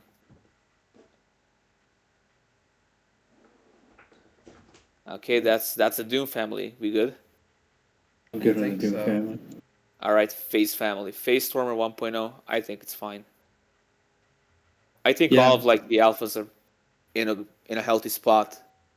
Honestly, like every single alpha is in a healthy spot. The 2.0. What are we thinking? I haven't seen it like anybody using it, but like it does have the damage plus swap block option now, right? Yeah, the wind chill attack is very good actually. I'm surprised no one's using it. Yeah, I don't know if we would really need to make it better. That could make it too strong, so. Yeah. As for Slip Slash, what are you thinking about that? I think we can buff it up to like 40 maybe instead of 35. For 2 energy minus 40. I mean, no one would use minus 40 speed on 3 energy. Yeah. Well, isn't it all? Yeah, nobody would do minus 40 for 3, but it's at 2 right now, right? It's at 2 cost. Yep. I suppose that could work. I mean, it's a really small change, so. Yeah. Down for that, so. With it. All right, good. Number 2.0. Slip Slash goes from 35 to 40. And the Phase Stormer 3.0 then. The 3.0. Psychic Fade is very strong. Surprised no one's using it. I mean, it needs a lot of setup. I think that's the drawback. But like minus 50 speed on a yellow spike bonus, and then you can combo it into a 3-cost attack. Yeah, that is crazy. I think Storm Hunter has the same sort of thing. Nobody's trying to use Storm Hunter either. Yeah, but Storm Hunter's attack costs 3 energy. This costs 2, so you can combo it into a 3-cost attack.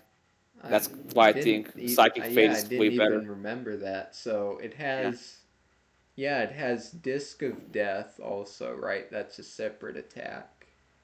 Yeah. Disc of Death is fine. Acid Bubble sucks. I mean, I agree. Maybe we can give it some synergy if the enemy has 0 speed. it gets some bonuses on acid bubble or disc of death. I don't know how you feel about that. Some.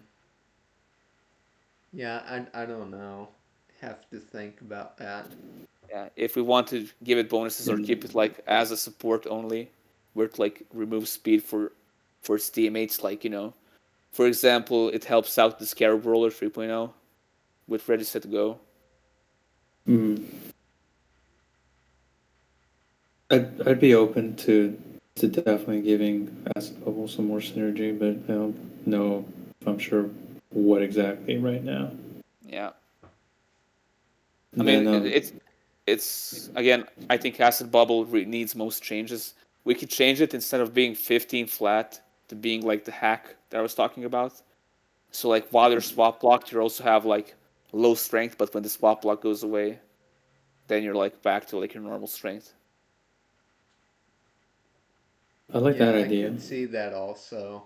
Yeah, yeah. That's a good change for Acid Bubble, I guess. Everything else is fine. It doesn't need any urgent changes or like honestly any changes at all. Honestly, I think what Trixie said is true, and people don't use it because it wasn't really exciting in the OPG, and so no one thinks about it, and it's ugly. I personally think Face Storm is a little sus, if you ask me, but it is sussy. It looks kind of swag as well. I don't think it's that ugly. The 1.0 is because of the coloring, but 3.0 is pretty slick. I like it. think of Among Us every time I see it. It's just Yeah, Face and Storm I is can't believe I did that. I told you about the meme that I saw somewhere about Phase Stormer Among Us, and you just can't let it go. I can't. I really can't. You ruined my brain with that, Alex. Among Us, not Smogus.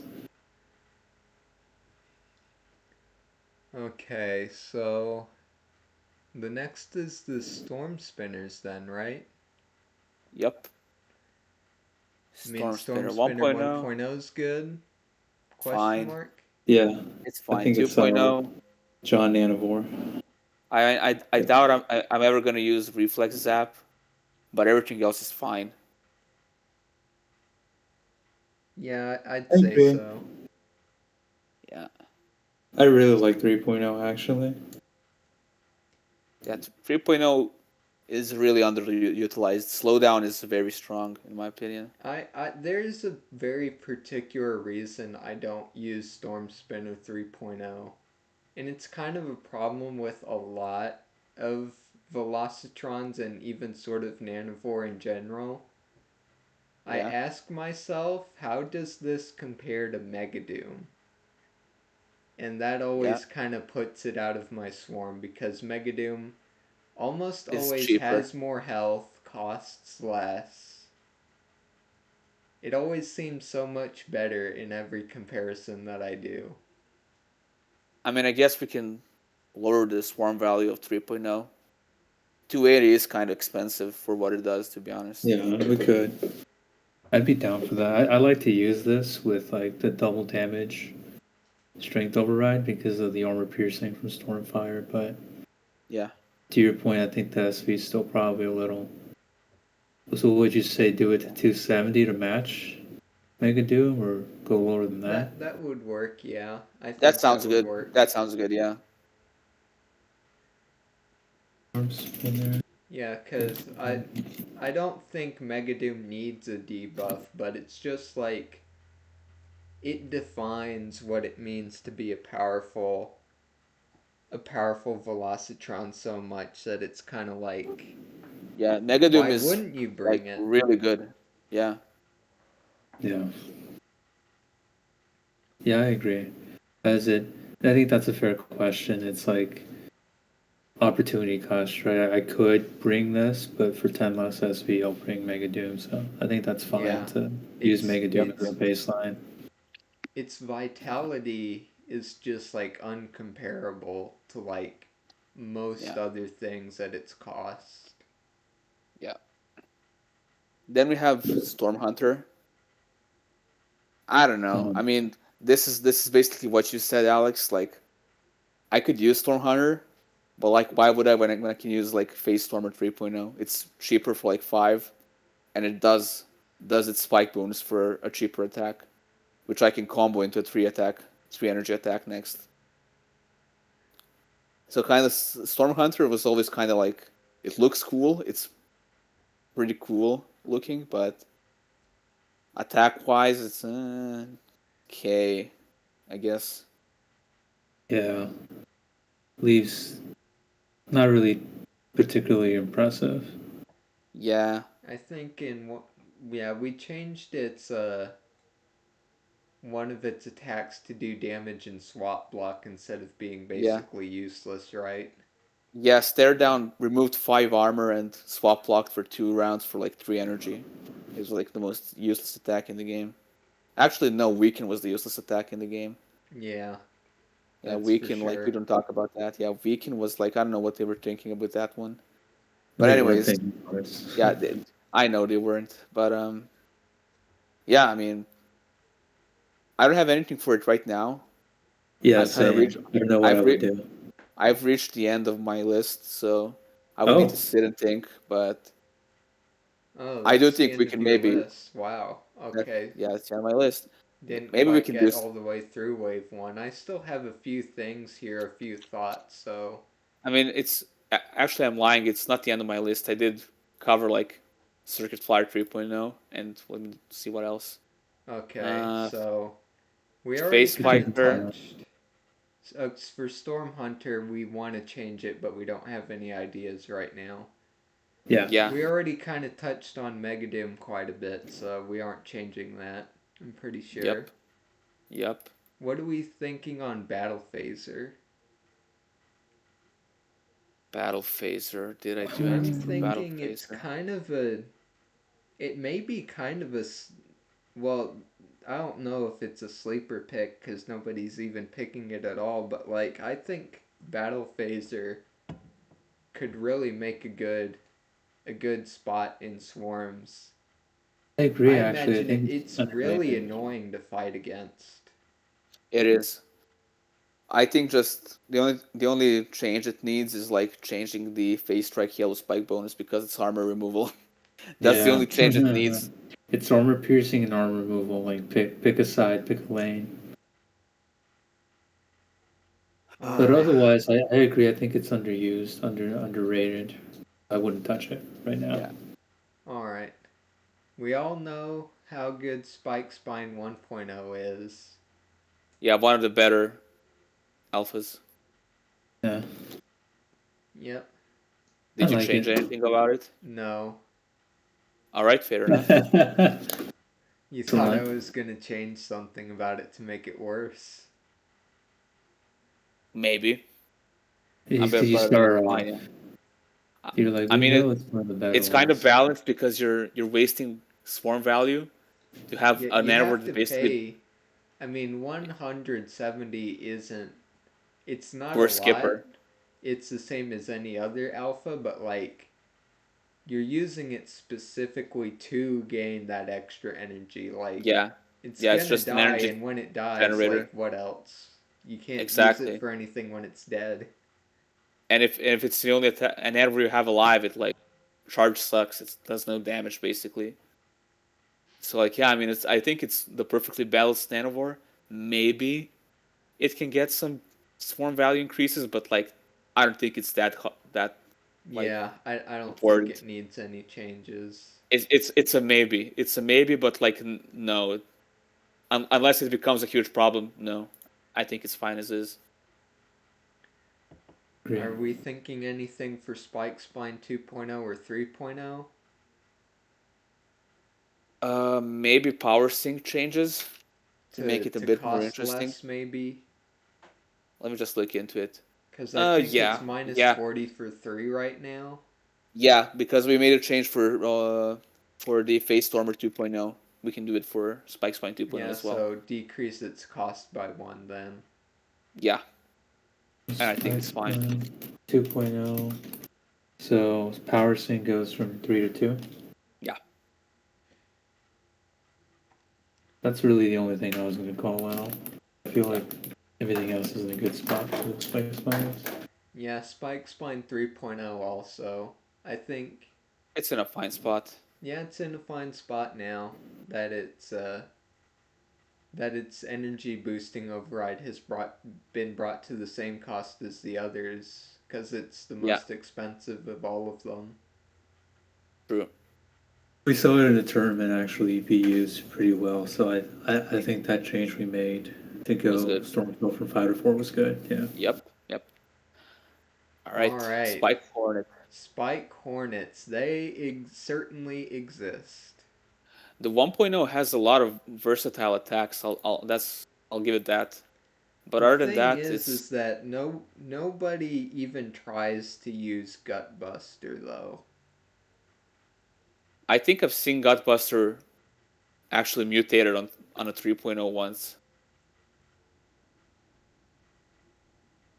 I But think I saw that. That's an interesting mutation I for mean, sure. I guess that can work, but I'm not sure of Gutbuster's viability personally. I I think mean, I Heckle could go down guess in you cost. have to get the enemy to 5 or more to get value from it, really. That is true. Whereas But still, SmackDown, you can start to get, well, your value just starts increasing faster and faster. Like they have yeah, but 5 like energy, that's already kind of a good time to use it. They have even more than that, well, they're getting absolutely nuked. that is true. But Gutbuster is cheaper. I mean, I guess we can also like maybe lower the swarm value of Spike Hornet in general. Yeah, this Maybe. is what I'm not sure if either of you have been looking because it's just kind of been this constantly, but this is what I have written down actually for the 1.0. Let me see. I think its 1.0. SV could be decreased by 10, its HP and strength could go up by 10, and Heckle's cost decreased by 1. I'm That's okay what with I'm this. thinking Yeah, I like currently. that. yeah, Yeah, I like it. And then to answer the chat, uh, yep, Buster is a weaker SmackDown. It's basically times 10 instead of times 15. And then I agree with you, Ducat. I think, yeah, the sleeper status is most people go for the Kraken 3.0 instead of the Phaser. But, yeah, I like those changes for Spike Corner. Okay, so we like the changes for Spike Hornet 1.0 then, good. The 2.0. 2.0 is a Whoa. bit more. It's a beast, honestly, to try and balance. I have quite a few notes here, but not even any of them are definitive. I think it's obviously it needs a swarm value decrease. I don't know if Yeah, even taking it down to 280 would be enough, but like it it's not. needs, yeah, it needs I less think I swarm think it needs value more. basically. I Yeah, would increase its health by 10 also. I would go down to 270, in my opinion. That's fair. Health, That is that's fair. fine. Stinger, base damage 30, blue spike, not consumed, does not ignore. I like that. That has a lot of potential to combo into something. Wow, Yeah, I I like that. think, yeah, because right now it only has 25 base damage, but with the blue spike, it does 40, ignores armor, but it's consumed, right? Yep. I think this change right here, I really like this change personally. You have the spike override up, it takes its damage from Mm, 30 to 40 on a 1 energy cost attack. yeah. That's almost why I was a bit scared to lower its swarm value below 280 because this change would make it a pretty strong, I think, getting that Yeah. much damage off of 1. So, base damage is 30. And then the base damage goes up to 40 40, with the which spike. it already does right now. The thing is that right now the blue spike is consumed and it ignores armor. what we want to change about the blue spike effect is that it's not consumed, and the damage with blue spike doesn't ignore armor. Got it. I like it. I I'm like it glad as well. you like it. So, I just kind of have something written down here for punchline, but I'm kind of wondering what either of you think punchline should do as an anti-velocitron attack. I think that's fine. What you wrote down. So it ignores armor usually, but when it's a velocitron it doesn't, but does more damage. I think that Maybe fits it can, well. I think maybe it can even go to 45 base on against the Velocitron because, I mean, is it really a counterplay if it does that? Because that's still like base numbers for a 2-cost attack, Yeah, like the 40 only base way damage. it would be a counter is that it hits Hexites and Magnemods with armor ignoring, which is sort of their counter, and Velocitrons with base damage, which is not really their counter, but they don't have armor usually, so they just take the full thing. But yeah, Yeah. I'd be fine with this going up to 45. I also had the idea of increasing Punchline's cost to 3 energy and Mm-hmm. basically boosting up the other numbers by 10, Yeah. but I'm not really sure about that one way or the other. Let's try this route first, and we'll see if we want to increase it to 3 energy later on. But I think this is good. Just increase Alright, the base damage to 45 against Velocitrons every golden. alright, cool. Yeah. Awesome. Yeah, I got it all written think, down. and correct me if I'm wrong on this because I'm not sure how it all works. How would you remove armor ignoring attack, the armor ignoring attribute from a like special effect? Does that make any sense? Because I believe right now it works to where you don't have to put armor ignoring on like a spike effect. If you just have it as like the baseline, it'll still ignore armor when you do the spike. Does that make any sense? I see. I might have to look into that actually, because you're saying we basically have to disable armor pierce. Yeah, I don't know if we have a way to disable armor pierce on conditionals, I I don't guess. think we do. So I'll probably have to come. I mean, that should be easy. Should be able to figure that out. Not a big deal. Okay, so Probably, spike. yeah. I'll figure something out. Okay. Are we still in for the spike hornet 3.0 idea that we came up with before, which basically was to have the punish attack at 3 energy cost like it was before, but the energy drain has a conditional to where the target swarm only loses 2 energy if their stockpile is 4 or higher. Do we still like that idea? Sure. Sure. Punish. All right. This is for punish, right? Yeah, this Yeah. is for punish. So for punish, to reiterate, make sure I'm capturing this. Spike Hornet 3.0. Punish goes from 3 to 4. No, it goes from. I think it Or costs 4 to 4 3. right now. It goes from Yeah. 4 to 3.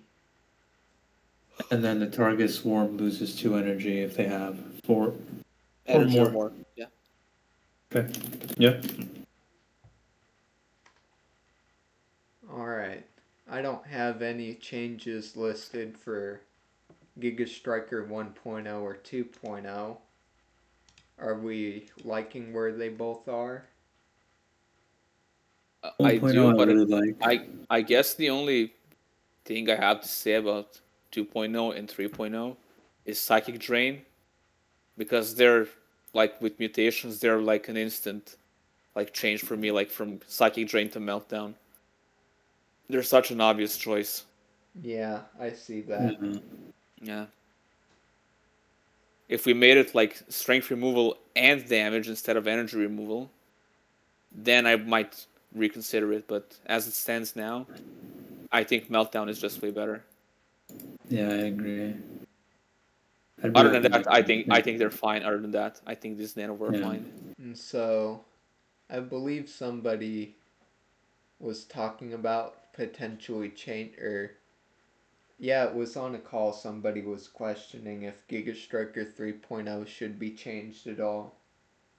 So we think it doesn't really need any sort of changes with how its kit really works outside of Psychic Drain. Yeah, I mean Psychic Drain. We might add damage to it, like remove the energy removal and add damage, like, or maybe a mix of both. Like, let's say like 20 base damage minus 15 strength and minus 1 energy. Something along fun. those lines. Yeah, for example.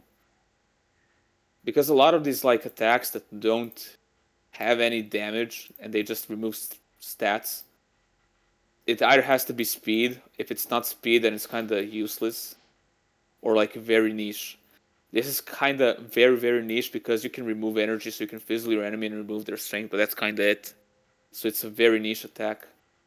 Whereas Meltdown, you're chipping down your enemy's health and like removing their energy, which is pretty strong. It's actually very good. I love Meltdown. Yeah, Meltdown can really put a wrench in your plans. Like if you're playing like Plasma Lash or any like energy banking Nanowar, and like you're against the Meltdown, so you don't really build up energy at all at the end. So Yep. Yeah, I believe yeah, the it's concern for Giga Striker 3.0 kind of was its energy gaining capabilities aren't really as much or as good as it should be in the current meta with like the other options that exist. It just really isn't as good anymore. I'm not sure really how we would change it though to be better, or if it's really not good enough. I don't know. I've seen Giga Striker be picked a few times. I don't know. I think it's Solid. fine. It's solid. It's not too weak or too strong. Obviously, it's fine for now. And I think if we do make that Psychic Drain change, it'll be even better. So Yeah. I guess I just have trouble imagining putting. Yeah, you'd need Giga Striker 3.0 and a blue spiker on your team to make the combo work, and then you have to try and fit in a powerful like damage dealing engine with only like half your swarm value left. or you could just mutate Blue Spike onto it. Yeah. Yeah, You but can then do your that as Giga well. Strikers your Giga Taking damage. Striker's taking damage while it's placing the blue spike itself, so trade-offs always exist. Put the Blue Spike on another big. Put the Blue Spike on your big hitter, and then that way you don't take damage. There's ways around it, but yeah, I mean I get it. It's not the most powerful hack site for sure. And the Giga Striker 3.0 counter Giga Wing. I don't think anybody's talking about changing Giga Wing, really, are we? Giga Wing was kind of like a niche pick, in my opinion, before mutations. Now that you can mutate, I think it has way more options to be used. I think it's way more versatile. So I think it's in a good spot. Yeah, I like It, where it's Giga Wing's it's at. evolved from the 1.0, which is what makes Yeah. it crazy. Like it only has options to like it can blue spike itself, it can do the armor piercing damage, it can do the meltdown, and that's all it needed to get a massive boost. Yeah, but here's the thing: like it has two very good attacks and obliterate, so you're having a hard time thinking about what you want to replace with the blue spike or what you want to replace with meltdown. That's what makes it good. You're Yeah, I actually really thinking like about it. what you're actually thinking about what you want to replace. Unlike some Nanowar where you're like, oh, this kind of sucks. I'm just gonna remove it instantly. Yeah, like for me personally, I don't have anything mutated on my Giggling because I like the moveset, the base Yeah. moveset, but I've seen Meltdown be mutated on it, and that's really good too. So it Yep. really just comes down to what's your strategy. If I already have another obliterator, then sure I'll mutate out the obliterate for Meltdown. But if I don't, then the kit that it has is already solid, in my opinion. Yep.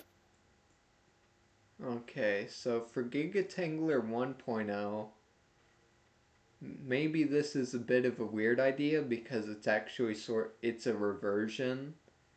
Now that we have the rust attack dealing damage and also removing armor on the opponent that you hit with rust, Yeah. I'm almost thinking we should revert the what was it? The face Face plant. smash or something back to Face 3 plant. energy and have it swap block again so it has like more utility options. That doesn't sound bad. I was gonna say we might add it as a blue spike bonus to swap lock your enemy on face plant, but I don't think your idea is bad as well because now you have a consistent damage output Yeah, you with rust. basically have two moves that do largely the same thing, either ignore armor or reduce armor. Yeah. So I think adding back in the swap block would give it more options. Yeah, I think that's fine. We're gonna do that. I like Faceplant being 2 energy for the armor piercing. Hmm. Um, And maybe so we I can. would Well, I go mean, ahead. now it's called. I mean, I was gonna say maybe we can add swap blocking to rust, but it might be overkill. I mean, if we were to add swap blocking to rust, I don't know about that. I feel like if we want to keep both attacks at 2 costs, I'd say we just add in the Well, Blue swap spike blue blocking would be a spike bonus. blue spike. effect. Yup. I I'm think that's down good. for that. Let's That's good. Gigatangler, and then we can actually start seeing Gigatangler see more usage as like a swap Yep. blocker with Yeah. base plant. So how many turns? 1 turn, 2 turns? How much was it originally? I'm not Let sure. me let me check the wiki real quick.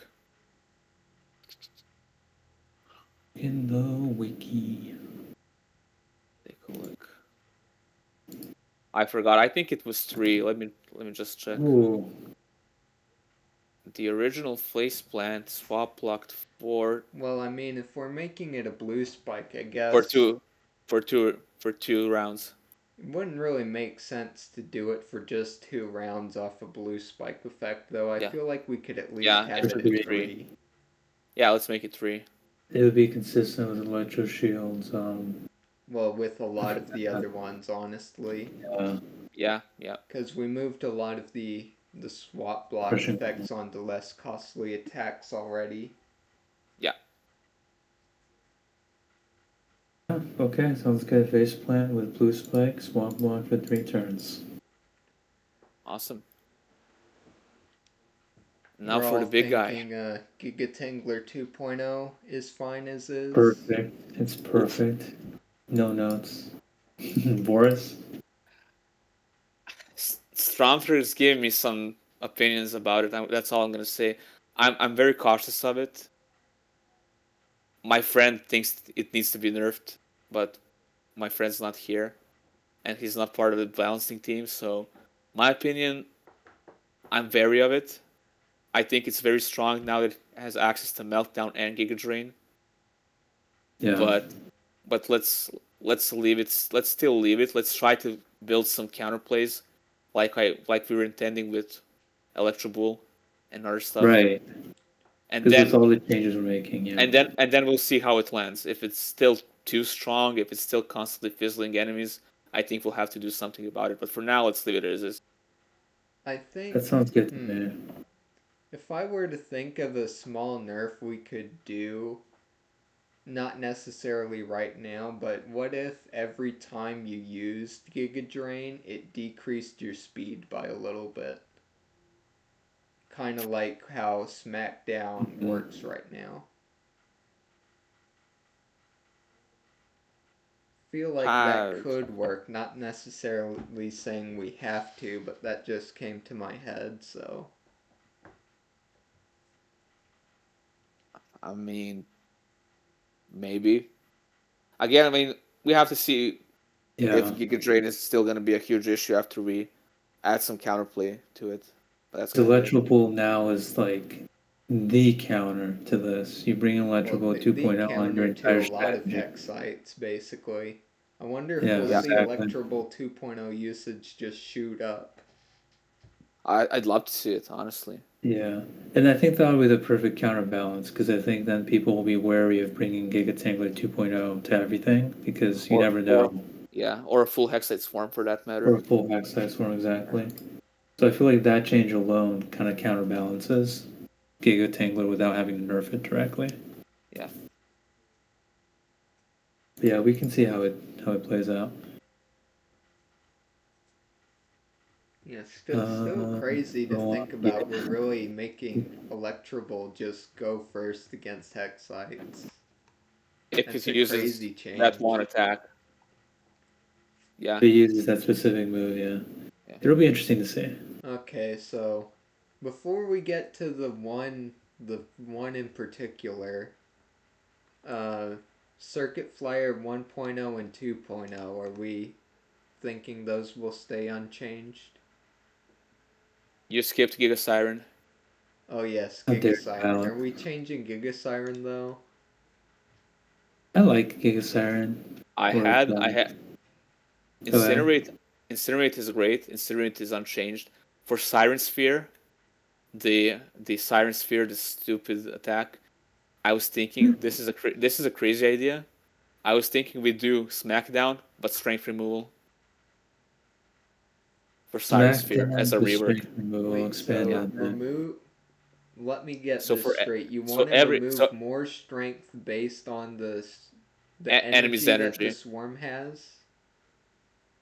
based on how much energy the enemy has, you remove like 10 strength per energy point on your That's opponent. nasty, man. That is very nasty. Yeah, That is but like nasty, You boys. said, if I don't know how many days ago it was, but you said you wanted to make sure that keeping people swap blocked in at zero energy wasn't a possibility anymore, and then yeah, you exactly. proposed Yeah. this. Yeah, I know it's stupid. It's something that popped into my head, but I was thinking like the thing like if it goes to zero strength, it's the enemy just dies. That's kind of like what I had in mind when I thought about this. Yeah, but yeah, But still again, I don't mean, know I can about see that. I can see because I mean 10 strength it's too much because at 4 energy, which is not a lot, you're already removing like 40 strength from your opponent, which is a lot, which is a lot. So Yeah, the I more mean, you yeah, go it's up from there, the more incredibly powerful it gets. yeah. I mean, I still think Siren Sphere sucks just because of the same thing where you're just kind of perma fizzling your opponent and removing their strength. From that like perspective, it's kind of a very toxic attack. So I think we need to change that in some form. Sonic Strike is whatever. It's just an attack. It's the attack of all time. But Siren Sphere, I think needs to be revised in some shape and form because it's very toxic for the game. Yeah, it is. I mean, Chaz used that strategy with the side shard against me, Boris. I don't know why you taught him that. He almost actually stalled me out. I was getting Yeah, yeah, a little yeah, frustrated. I was like, "How dare you!" yeah. But okay, we can think about that one a little bit more, I think. Yeah. Yeah. All Okay, right. Circuit Flyer Circuit flares. Circuit 1.0 and Flyer. 2.0. Are we having them unchanged? I think they're fine as is. I liked the Okay. previous changes we made 1.0 to and make. 2.0 unchanged, so Yeah. Circuit Flyer 3.0 then, huh? Here Let's it is, the elephant go. in the room, the 3.0. Let's I'd see like what you to Neo see is hear now first. what Then. you down. have to say about it, Boris, All right. because I Me didn't first. get Me first. time. I didn't get time to write down stuff. other than my one idea, which is basically the same as your Electropod idea, changing Power Surge to something else, how about we change Power Surge to a new override called Armament? +5 armor, plus 10 STR override for 3 energy. That's cool, but it's kind of not in theme of Circuit Flyer. Yeah. What I did something similar, but I combined Power Surge and Dodge into one for 4 or 5 energy. You get like 40 speed and 25% chance to dodge Hmm. in one override. That's quite a bit, that's for sure. It is. So then you're making room for another move then, because you're combining two existing ones. Exactly. Okay, what's curious here, because I always felt like Short Circuit was kind of the move that kind of reeked that we want to look at. It reeks a lot, specifically the spike bonus. So It still I'm gonna go. sucks, even though we tried to make it better. So I was thinking we ditch the energy removal and go for like I already told this Felnius last night. We go for Teemu Smackdown. So Teemu what it does, Smackdown. Teemu Smackdown, yeah. So the spike bonus is Teemu Smackdown. So you have 40 damage if you have a blue spike on you. You get a bonus like mini Smackdown where you do 5 damage per energy point on the enemy. So like that would be like if the enemy has, let's say 6 energy, you do 40 damage base plus 30 damage from the blue spike bonus. If the enemy has 10 energy, that's plus 50 damage. So that would be 94 damage from the short circuit, And for it example. consumes the spike, right? Of course it does. Of course that it would be insane not to. I suppose that would work, yeah. Makes it a lot variable, though. Have a hard time imagining when exactly I'd use that. Like, you can't get too much value out of that. Like, it's kind of, at best, you're sort of getting the value of a red spike into Ion Gore sort of thing. Well, I mean, kind of, but still. I mean, it's still better than what we have now. It is And better. I think it is way better, and I think it's still like, I mean, compared to like Tank Walker, Circuit Flyer is faster, so it can make use of it. I'm pretty sure. And I feel like the only thing I would say is we could increase the damage to 10, but then that might be too much. So no, that would be too much. So we combine the speed and the dodge into one override, possibly. So yeah, the current power surge animation is kind of like it's striking the ground. Yep. I assume the dodge plus speed thing would be the animation where it like where just flies, right? Yeah, so exactly. Would power surge change to like maybe we slightly adjust the animation so it's sort of an attack thing? Instead? Yeah, it becomes a melee attack where it flies to the enemy and just starts stabbing them. I'm down with that. I suppose that.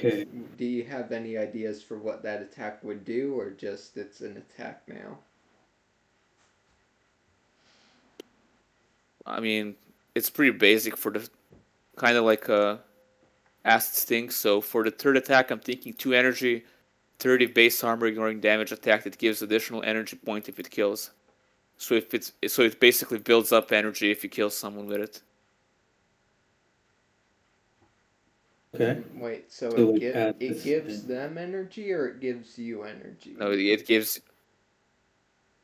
Actually, that's a pretty interesting perspective.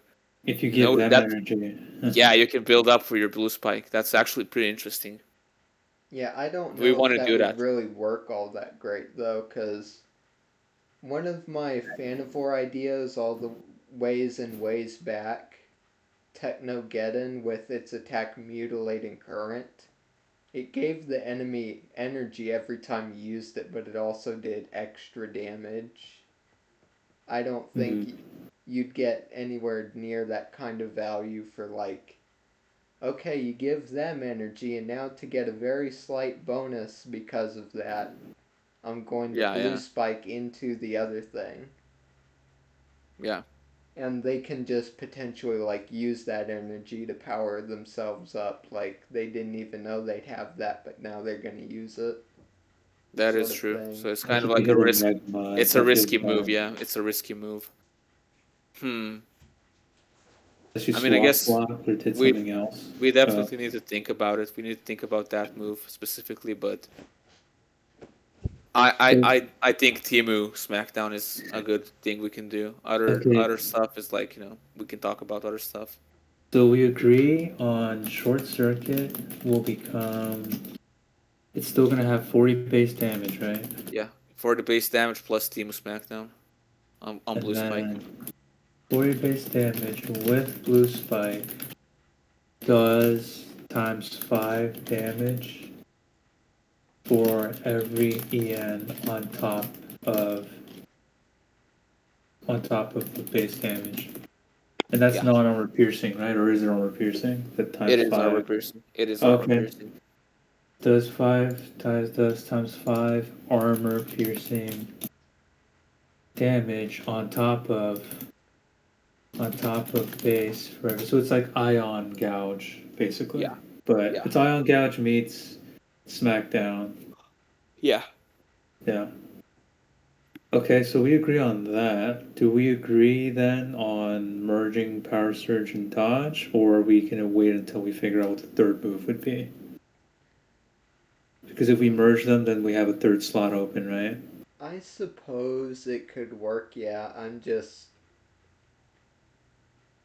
I'm still a bit wary about dodge even at 4 energy now, honestly. Yeah. Even though it's always obliteratable, I'm still gonna be very, very wary of it going forward. Yeah, obviously. Fair. That's fair. So Um. I guess I'm fine with it. It's just the dodge part, which is still in a lot of other places. So Well, it depends on what we're gonna price it up. Then, if we're combining, if they're each 3 costs, are we gonna make it 6 cost flat? No, that's I too much. I think think 5 is 5 fine. maybe. 5. Yeah, Yeah, 5 5 is would fine. sound good. What would we call that new move? Or well, no, dodge now costs 4 and speed costs 3, so that would be. Do we still want to I put it at Oh 5 then? wow. Yeah, so it might I have to would be put it 6. I would put it on 5. I would put it on 5 anyways. Really? Yeah. I guess anything to make Circuit Flyer 3.0 Yeah, we can viable. try it out. Yeah, we can try it out. Let's do it. What are we calling this new move? Power surge dodge combo. Do we just want to call it power surge? Nah, we can't call Uh, it Power Surge. we can call it swift move or Evasive on maneuver. No, evasive uh, maneuvers is way too long. Uh, I don't know. What was your idea again? uh Let me think. Swift something. See, swift movement. amplify being changed.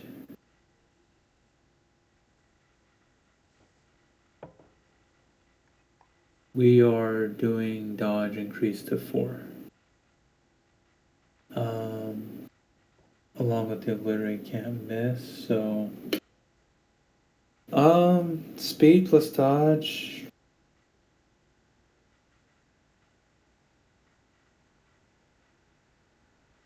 Swift.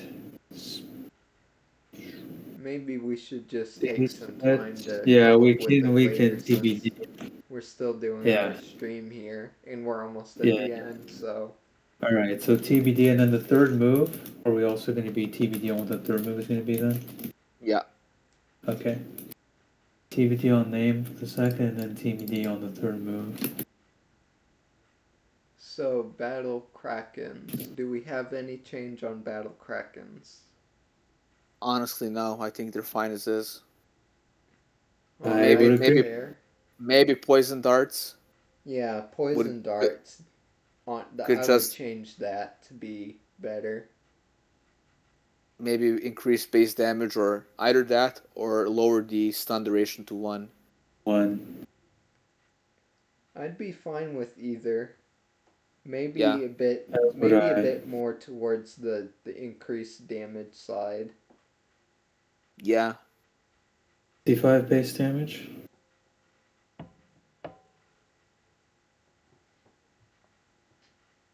What was that? 55 base damage. How much would that be then? Let me do some math. Let me see. I think it's 45 base damage right now, right? It's Yeah, it's 45. I could yeah, see it going up to 55 50. at least. 55. I was thinking 50, but 55. Ooh. I mean, So it's you do stun yourself, and you're using the only guy that can unstun you, basically. That is true. it'd That be is true. 66 base. It'd be It's the 66 final damage. shot. If you don't kill, you don't kill, basically. Yeah. Unless you're doing a very insane strategy with like multiple battle krakens or the new electro shield with hack zap or something. It'd be weird. Yeah. We could try 50, just so we're not over doing it.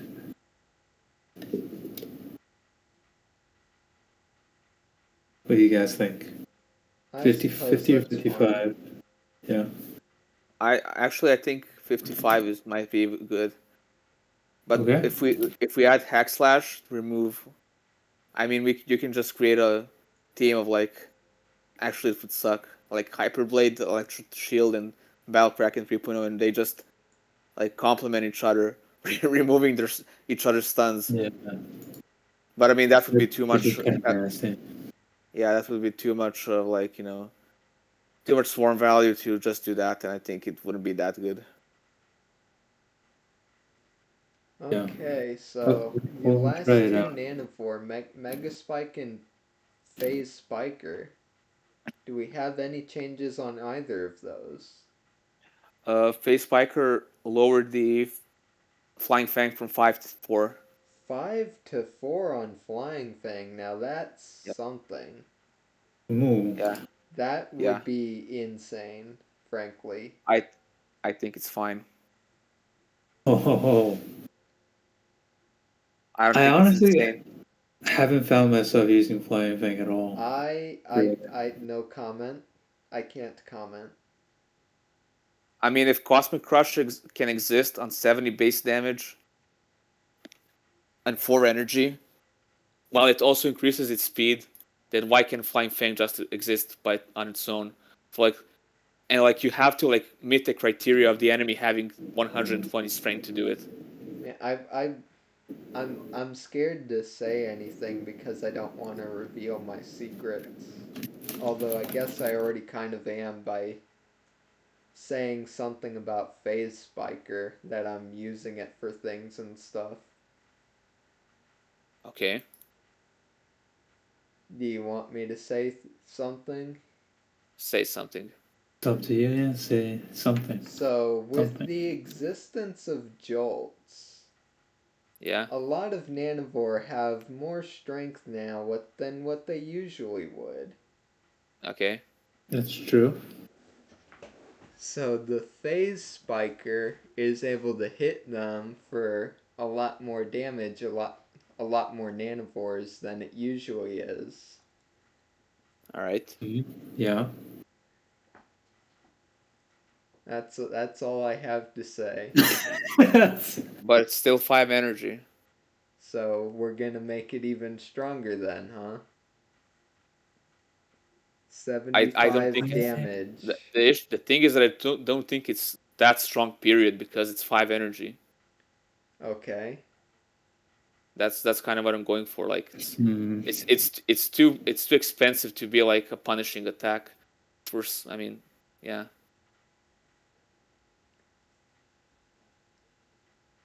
And there's ways around it too. Hmm. All right. If we want to vote that. I am not opposed to buffing it by lowering it from 5 to 4. I'm not opposed, but maybe we could keep an eye on it. Maybe you'll have to Yeah. keep an eye on it. Who knows? Well, it's not going to come in after the tournament At the end, anyway. at the end of the day, I mean, if it really does It can become a be problem, worse. here's what we can do. Like, we can keep the energy cost down to 4, but increase the criteria from 120 to 130 strength Oh to yeah, do bonus that's damage. another There you thing go. to do. Yeah.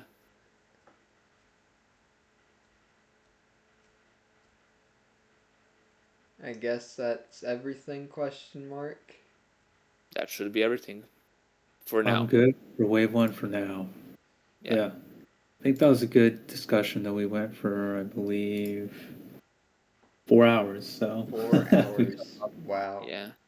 yeah, I wish we could get to the wave 2 changes, but I guess we really need more time to think about them, or are we going to deal with the second part tomorrow? What are be you I mean, down, thinking for yeah. but when we do the second part? We could do the second part tomorrow. I'm okay with that. My friend will be here as well. He would love to like discuss a game balance. So yeah, just let you know. We won't be Okay. alone tomorrow. I also That's kind of think I might be doing my next tournament match tomorrow, so there's also that. awesome. So yeah, we Awesome. could, yeah. Or if not tomorrow, we can find another day this week. Yeah. I don't know if you guys just wanted to keep it to the devs only, or if you wanted to do the next one of these to let anyone else. But we can talk offline in our chats. But, Yeah. Yeah. I think for today, I think we covered a good amount. Yep. I'll send you guys the link to the sheet that I was tracking everything on. And then, yeah, this was a really fun discussion. Thank you guys, and thank you everyone in the chat who jumped in to participate and provide your thoughts and feedback. Had a good time. Thank you everyone for being alright. here. Yeah. I'll end the stream right now. Thanks everyone for watching. Thank And you. more to come. More to come. See ya, guys.